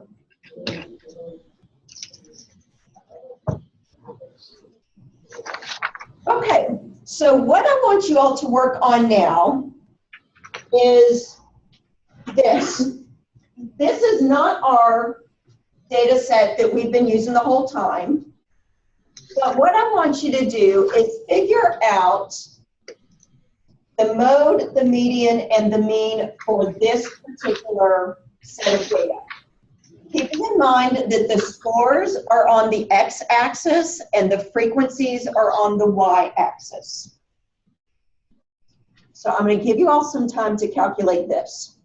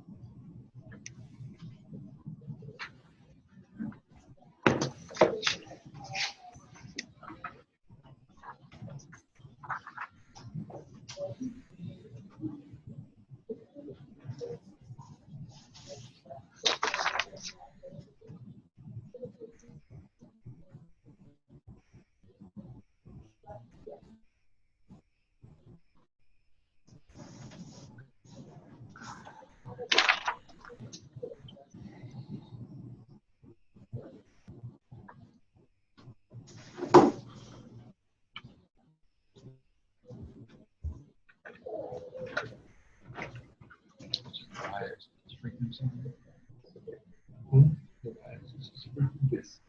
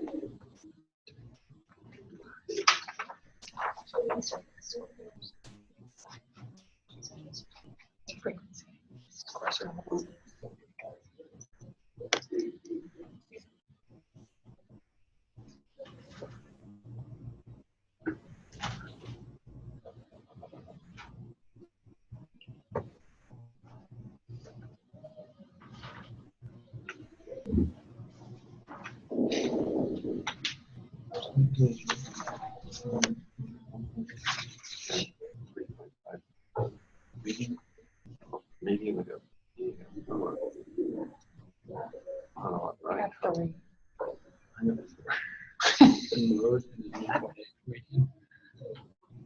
I was using the white for those. I was supposed to use the white. How was the mode again? Median is the middle two. So could we go 3.5? Maybe I did that backwards. But it's 4 and 4, right? 3 and 4. Well, 3 is. Number 10 is 4, and number 11 is 4. The median is Since there's 3 20 of is them, you 4. have to add them together, then add them. What you getting, Kelly? We're close. I got. You're close. So we got the name the same. That's not a good sign. You have to add to the median Right. Well, Is- the mode is actually 5. 3, right? Your frequency. Because it's right in the middle. You're 3, right? I put down the median as 3. That's what I did. You And want then it as 3.55. For mode, would you for mode? 7, number 5. 5? Is that wrong? Oh, We agree on the median and the mean. What's that? Did you, okay, I got you. did you write your numbers out? No, I just put them on my calculator while you typed them in. I look back at mode. I got 4. I got 4s. Median. Because it's number 10. Section and most frequently. I got 4. I mean, I got 3. See, You all ready to see what it is? I hear a lot of discussion going on over there. All right. There's the answer. Kelly got them all right. I yeah. didn't. No, Oh, you median. got, oh, See, I got Median, five I for- did didn't get 3, finished. but Okay. So what this exercise was kind of going for was being able to read a frequency chart to figure out what your data set is, and then being able to calculate the mode, the median, and the mean. And here is the information. The most frequently occurring score, you're So right. you had, oh, I don't like how that's on there. So you had 2 1s, 3 2s, 3 3s, wait, 4, 3. 4 3s, I see why it's a 4. yes. I still don't totally get why. So you know what? It's That's in there. scores were above and below the value. Yeah, it should So- be 20, shouldn't it? I missed the 3, yes. You missed the I missed four. 4s. Never mind. You missed the I missed a 3 and a 4. N is 3. Okay. Let me go through this real quick. I apologize. But still, I do have the mode correct because there were 7 5s. Correct. The most. Regardless of the 4s and the 3s, there were 7 5s. The median then is the average of numbers 10 and 11, which is going to be 3 and a 4, correct? No, 4 and 4. 3 and 4. 8, 9, 10, 4 and 4. Oh, you're going to the middle? And so the median will be 4. 10. And then the mean, I get the mean. I get it now, why it's a 4 and a 4.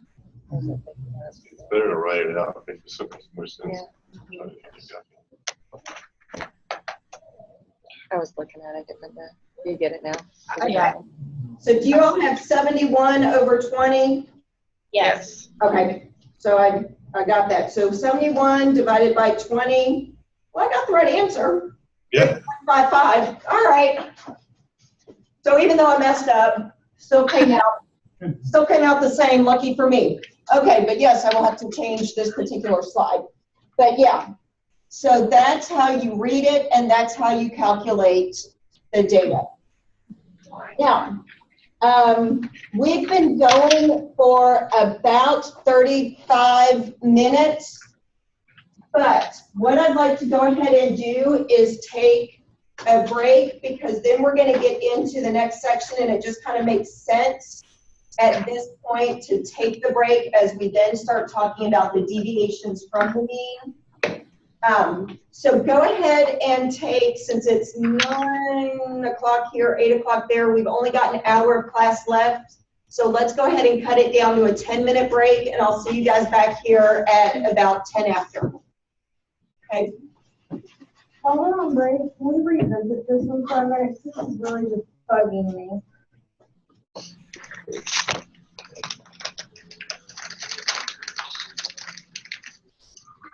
Joseph. Might be bugging them as well. So what's bugging? Are you going to? Oh. Claims 0.5% of class fail. Now, this is what you're saying. You're saying 80 times 0.5. That's 50%. If you're getting 40 students, 40 is 80, not 0.5. I'm gonna have to bear, because when I do the, Because when you're converting Right. it, you're gonna go 0.5 divided by 100, 0.005 times 80 is 0.40. 0.4. And that's where you're throwing me off, because when you're doing 0.5, that's Yeah. 50%. I just do it by formulas. Yeah. But I'm gonna revisit, I've got to just kind of work that. Do it later, but That's I'll what I do it. originally Yeah. had on the 3. Yeah. I have to finish. Yeah. I gotta pack my bag and stuff. And then. I did screw up the last, I wrote, that was just Impossible. Yeah, And I'm Yeah. sorry, again, 0.40 is not possible, but I guess it's, right. just made people start being makes sense. All right, well, let's go ahead and jump back into the last part of this chapter. Now that you've had the opportunity to step away from it for a few minutes, any questions that you all have about the mean, the median, and the mode? Or you're just kind of absorbing it all? Okay, well now, and the reason I want to know is because now we're delving into deviations from the mean. in the concepts one step further. Okay, so as you all now know, the mean is the mathematical center of the distribution. What that means is that it's as far above the scores as it is below it. It is right in the middle. So in other words, again, thinking about a distribution as being on a continuum, the total distance on that continuum that the scores are above the mean is going to equal the total distance that the scores are below the mean. It's right in the middle. Okay, so this distance between the mean and an individual score is called a deviation. A deviation is going to have two parts. It's going to have a number and it's going to have a sign. If it's above the mean, it's going to be a positive. If it's below the mean, it's going to be a negative. Okay. So, in calculating the deviation, what you're going to do is you are going to subtract the mean from the score.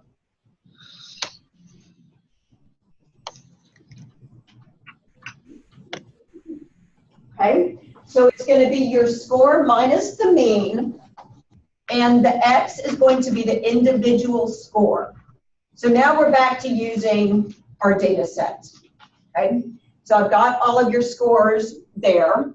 So as we know from the previous calculations that we did, our mean is 3.05, and we know what the individual scores are. For this purpose, what I want you to do is only do the individual scores. I'm not going to have you do every single score in the distribution. I just, for practice purposes, want you all to do the individual scores. So again, the individual scores are 1, 2, 3, 4, 5. So what you're going to do is you're going to list the individual scores here in the first column minus the mean equals the deviation.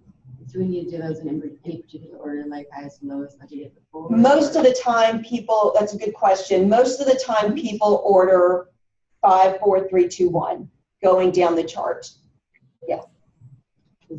In theory, mathematically, it doesn't matter, but most people start at the top with 5 and then, or the highest scores, and go down.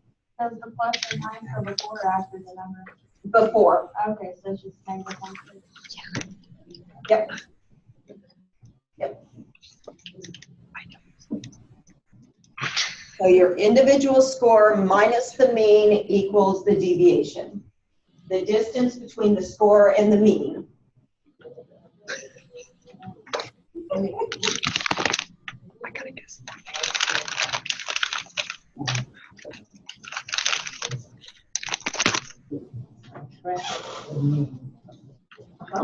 So I've got it laid out here for you. So those are your individual scores minus signs. The mean, 0.05 is going to go right there. Okay. Equals whatever value that is. Okay. Okay? Mhm.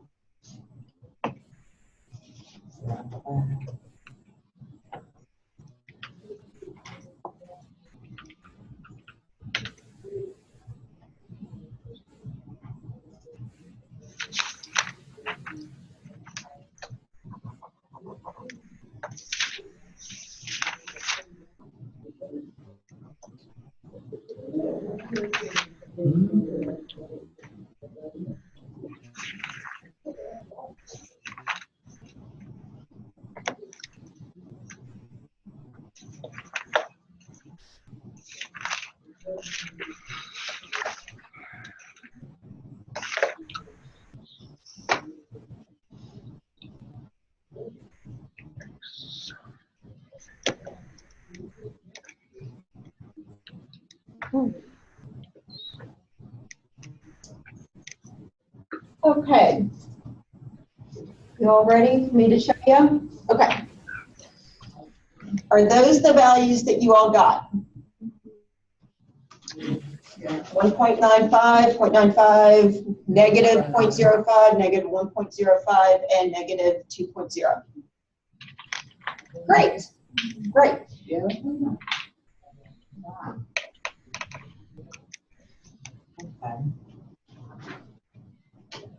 Okay, now, what is the mean is the mathematical center of the score of the data set. So why do you all think the mean can be used to predict scores?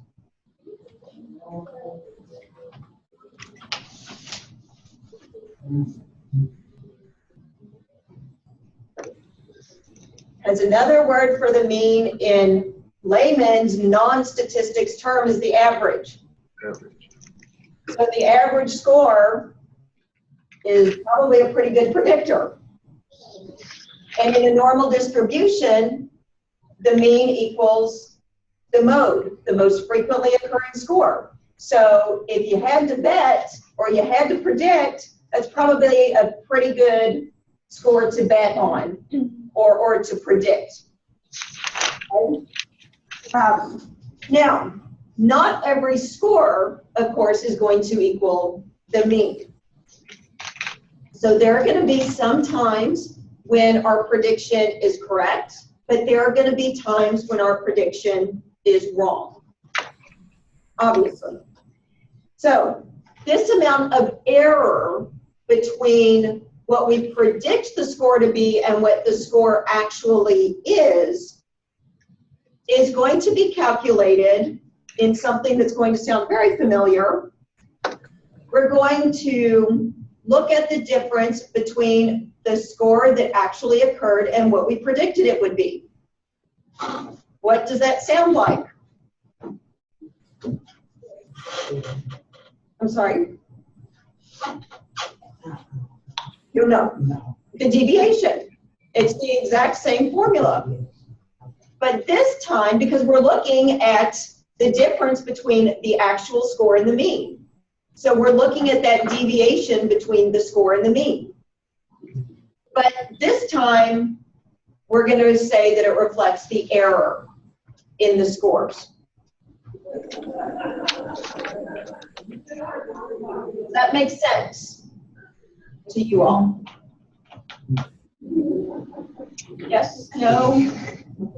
I checked out 40 minutes. I would say about this point in class is when most people start checking out.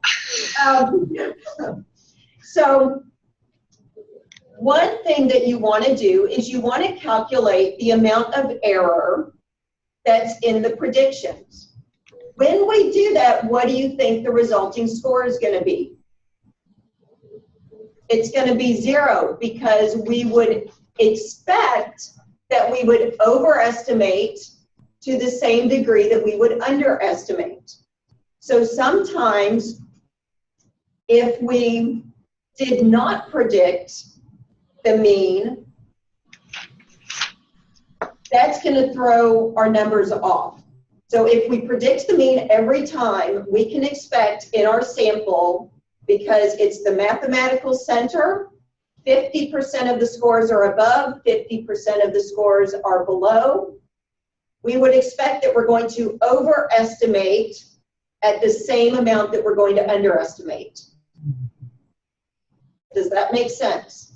Is that similar, like the margin of error? Like Similar to the exit polls? Yep. Okay. It's kind of that margin of error concept. Yeah. Yeah. Where they say the margin of error is plus or minus 3% or whatever. And that's kind of what this is starting to go toward. It's not exactly, but it's going toward that in the predicting. Absolutely, because the latest polls show such and such, you know, that this candidate or that candidate is going to win in that particular state, but they have to take into account that it may not be perfect. So their accepted level of error in the prediction is plus or minus 3% or whatever it is that they give. Yeah. Yeah. So prediction, of course, is a key component of research because we're taking our sample and we're trying to predict to the population. Okay, we're hoping that our sample accurately reflects what is in the population. So in looking at this next slide, okay, because we're expecting to overestimate at the same rate that we would underestimate, if we calculate if we add up all of our deviation scores, it should equal 0. Because 50% above, 50% below, we add up the negatives with the positives, it should equal 0. Where's that 0.25? The 0.25, That's the 20? nope, my little deviation with the asterisk. For this particular exercise, I had you just do the 5 individual scores. Okay, so the mean of 3.05 was based on all 20 scores. We don't have 20 scores listed here. We've only got the 5 that I wanted you all to do for practice. If we had included all 20 scores, all 7 5s, all 4 4s, 4 3s, 3 2s, and 2 1s, or whatever it was in that particular one, it would in fact equal 0. Okay, so when you do it with every single one, you don't count the frequencies as one score, you write it one at a time? Yes, if we were doing this in real world, absolutely, we would have all the 5s listed, we would have all the 4s listed, we'd have all the 3s listed, all the 2s, all the 1s, and we would calculate the values for all of that. And then if we added all of that up, because the negatives are going to balance out the positives, it's going to equal 0. But I didn't want you all to use our time doing 20 of these deviations. So that's why it's not equaling 0. Does that make sense to you all as well, why it's not equaling 0? Because if we did it, if I used 5 scores, the 5 scores that I had you all practice on, the mean is 3. So when we look at it this way, you can see that it equals 0. Okay.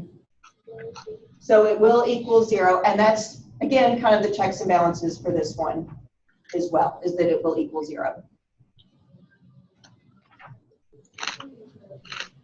Is there not a shortcut where we could be like 35 instead of 75? A shortcut. I mean, The way you said that makes me feel like it's not shorter at all. it's not going to be much shorter to do it that way. Yeah. I mean, what you could do, I guess, if you wanted, would be to take the 5, and you know in this distribution where there's 7 of them, I don't remember how many 5s, but then you could multiply 1.95 times the frequency of 5s, and then that would give you the deviation value. But I think for clarity's sake, for most people, it's do every single one, because then you can more readily identify any mistakes that you made. So. So does all of that about the deviations and the prediction of error make sense then to you all? And this is another concept that we're going to work on in the next chapter. So it is important that you all understand that whole notion of the deviations from the mean. Okay. So, in summarizing the research then, which is the end of this chapter, as I mentioned, the goal of research is to be able to take the information and the data that we obtain from our sample and hopefully apply it to the population. So in this particular slide, it shows the formula for using the population. Mu, that little U with the long tail on it, is the symbol for population. And in later chapters, you're going to start seeing that creep up a little bit more as it gets more into our predictions. Yeah, usually this information is going to be presented in graphs. The independent variable, as you all know, goes on the x-axis, the dependent variable on the y-axis. Bar graphs are for your nominal and ordinal data, and the histograms or the line graphs, the polygons, are going to be used for interval or ratio data. Okay. I'm going to show you the last slide because that's going to kind of start taking us then into the next chapter, which obviously we're not covering tonight. But this is the point that you all have already been able to get to. Okay, so we've got two samples here. We've got our control group and we've got a treatment group. Okay, so let's say that one of our studies is looking at the influence or the impact of treatment on depression. So our control group gets no treatment whatsoever. And we're going to look at their depression scores. Now our treatment group is going to get medication. And then we're going to look at their depression scores. No, that's not a good one. Yeah, it is. Okay. We're not going to look at depression scores. We're going to look at happiness scores. What sense out of this? Okay. So looking at the measure of central tendency, the mean on both of these samples, the green is the control group, didn't get any treatment, and they're going to rate their happiness. Treatment group is the blue. They got medication, and they're going to rate their happiness scores, or their happiness. Who has the higher happiness? Should be. Yeah. So what does this tell you? Who has the higher happiness scores? They're not the same. They look the same because they're both here at the same level. But remember, that's showing the frequency. So you're referring to the tails of the low and positive skews?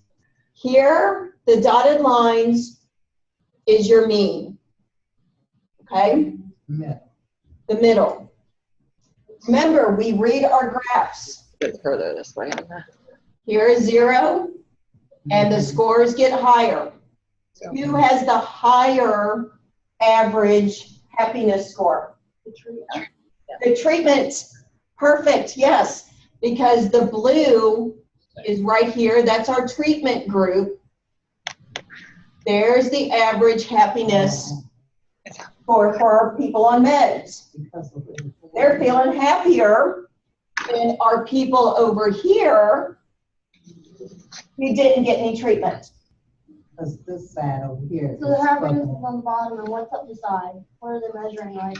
Because that left side is. This is going to be the happiness. Okay, so what's at the bottom? The bottom is showing you the treatment or control group. Those are going to be your independent variable, your levels.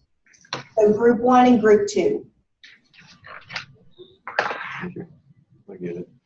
And that's because Does that make sense to you all? Yeah. Yes. There, okay. Okay. It's kind of losing me.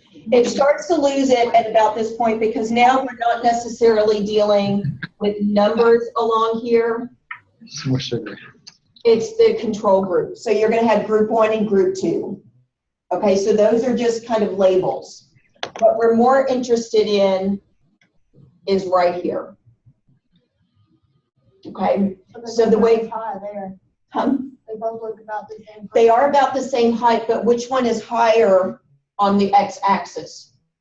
Further away. It's further away from zero, which means Because it's on the Oh, positive happier. skew and it's at a higher tail. Okay, Yes. so there's still, I should still imagine numbers. Yeah. still imagine numbers, That's what I was yes. doing at first. Yes. Threw me off a little. Still imagine numbers along your x-axis, even though they don't technically exist. You're thinking about it now as a continuum. As you've heard me reference a few times, think of the normal distribution, placing it on a continuum.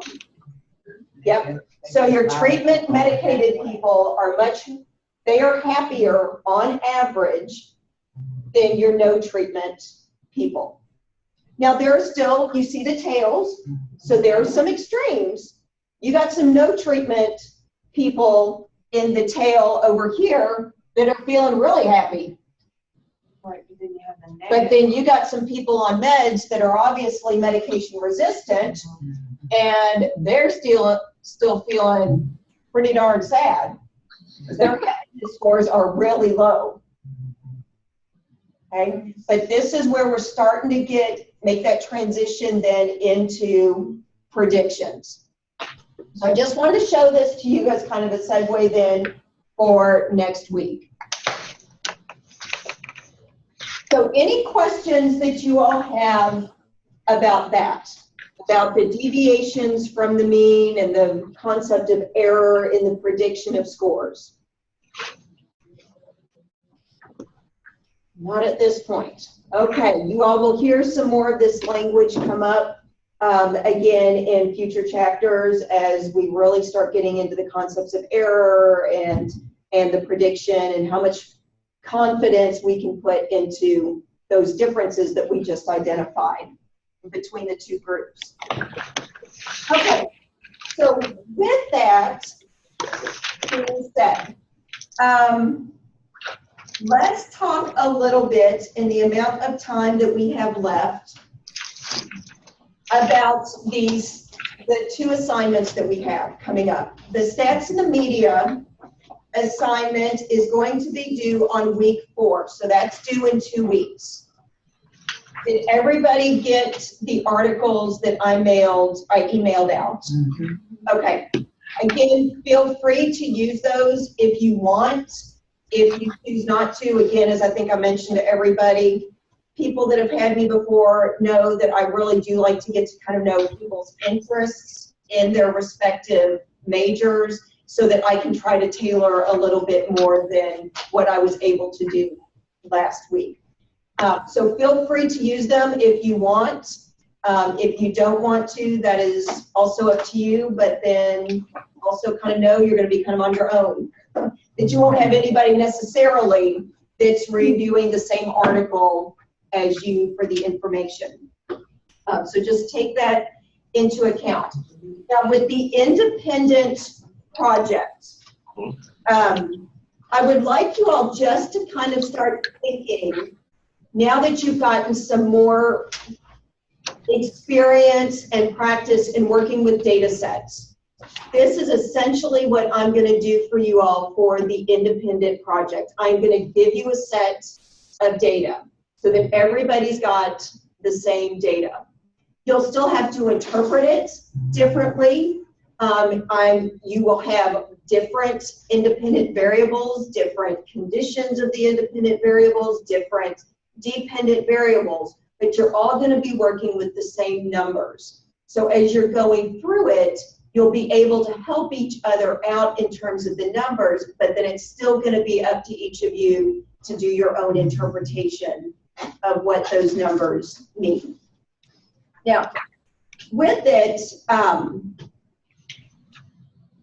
they're wanting you to look at it with an ANOVA. That is going to come much later in the class. I'm reluctant to say we're definitely going to do an ANOVA because at that point in the class we may be slowing down. And I don't want to ask you all to do something that we don't even get to in the class. So it may end up staying just with t-tests.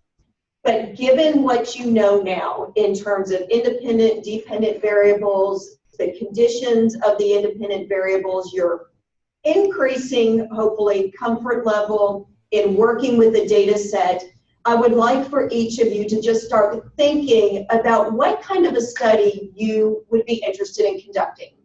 I've had some people focus theirs on alcoholism and car accidents. I've had people look at more kind of like anxiety or depression rates. I want to make sure that it is something that each of you is personally interested in, because then you're going to be a little bit more invested in the work. So just kind of start thinking about what area interests you, and just submit to me. You can just shoot me an email, an idea that you have of what you would be interested in pursuing. Because then what I can do is kind of help you either narrow it down or broaden it based on what you're thinking of doing. Because in this class, Jesse's kind of said it several times tonight, just keep it simple, don't overthink it. So same thing with this, don't make it this grand, what would probably be wonderful research design, but you want to keep it simple for this class because it's a matter of practicing the statistics. So I definitely encourage everybody to work on the KISS principle. If you all are not familiar with that, it's simple, stupid, okay? Keep it simple. It doesn't have to be elaborate. We're not going for elaborate here. We're going for something that's going to be very doable. Can you break it down to what we need? Like, I know the independent and dependent, do we need like a control group and all of that as well? That's going to depend on how far we get in the class. So at this point, because the first part of the project where you kind of start submitting information is not due until week 5. So we're going to see how next week goes, because that's going to start getting into Z-scores, it's going to start getting into standard deviations, and that we may start slowing a little bit for that. I want But to really by you. Yeah, but for the first part of it, regardless of what type of statistics I have you all run on the data, some of the things that you're going to do in that first part, kind of the introduction as they're calling it, is what is your research question, which you'll already know because we will have already talked about it, but you still need to put it in the paper. A brief description of how you intend to test the question. That may be a little more open-ended, even if it's whatever you tell us to do. What is your independent variable? Make sure you define it clearly. What are the conditions? What is your dependent variable? Making sure you define it clearly, such as in the exercises that we did last week. Is it weight or is it change in weight? Is it letter grades? Is it percentage grades or number grades? Is it the time that the horse races across the finish line, or is it first, second, third, or win, place, and show? You know, you have to define what the variables are, and that'll need to be specific because you have to think about somebody else reading your research, and are they going to know exactly what you were thinking? That's the degree of clarity that needs to be provided with that. The level of measurement, that's going to be the scale of measurement on the dependent variable. Number 8 we'll probably hold off on because we don't know for sure that we're going to do an ANOVA. What are the descriptive statistics that you will use? And at that, you will know that by next week. And then the kinds of confounding variables that you're concerned about, and we'll see about that one. We'll see if we get to that point. So we still have a couple of weeks, but for next week, I just want to make sure that you all are starting to think ahead toward that project. And then the article, the stats and the media assignment is due week 4. So you've got 2 weeks before that is due. So is everybody clear on that and what's coming up in the next couple of weeks? Okay. So for next week then, It's gonna be the independent project idea that you can just shoot me in an email. Question, or chapter 3 questions, number 6, 16, and 24. Chapter 4 questions, number 2, 6, 14, and 16. And then the chapters that are to be read for next week are chapter 5 on measures of variability, and chapter 6, which talks about z-scores and the normal curve model. I'm sorry, that's the classroom next door if you can hear the. I can hear that. Yes. We think that's the classroom next door. Sounds like it's coming up. Let's hope it's not any further away. So anyway, any questions about what's due next week? Not yet. Okay. Well, if you all have questions, please feel free to email me and I will get back to you. And I truly mean that. And then I will let you all know as soon as I can about getting access to the recordings for class. And we can resubmit our stuff Yes. until what date? From Yes. this last week's stuff? Yes, last week, assuming everybody, and I know I've already scored a lot of them, assuming it is turned in by the beginning of class, it is considered on time, and you will have 2 more submissions that you can submit. And what time frame do those need to be submitted by? So today is the 31st, so that would make next class is what, the 7th? You would have until the 9th.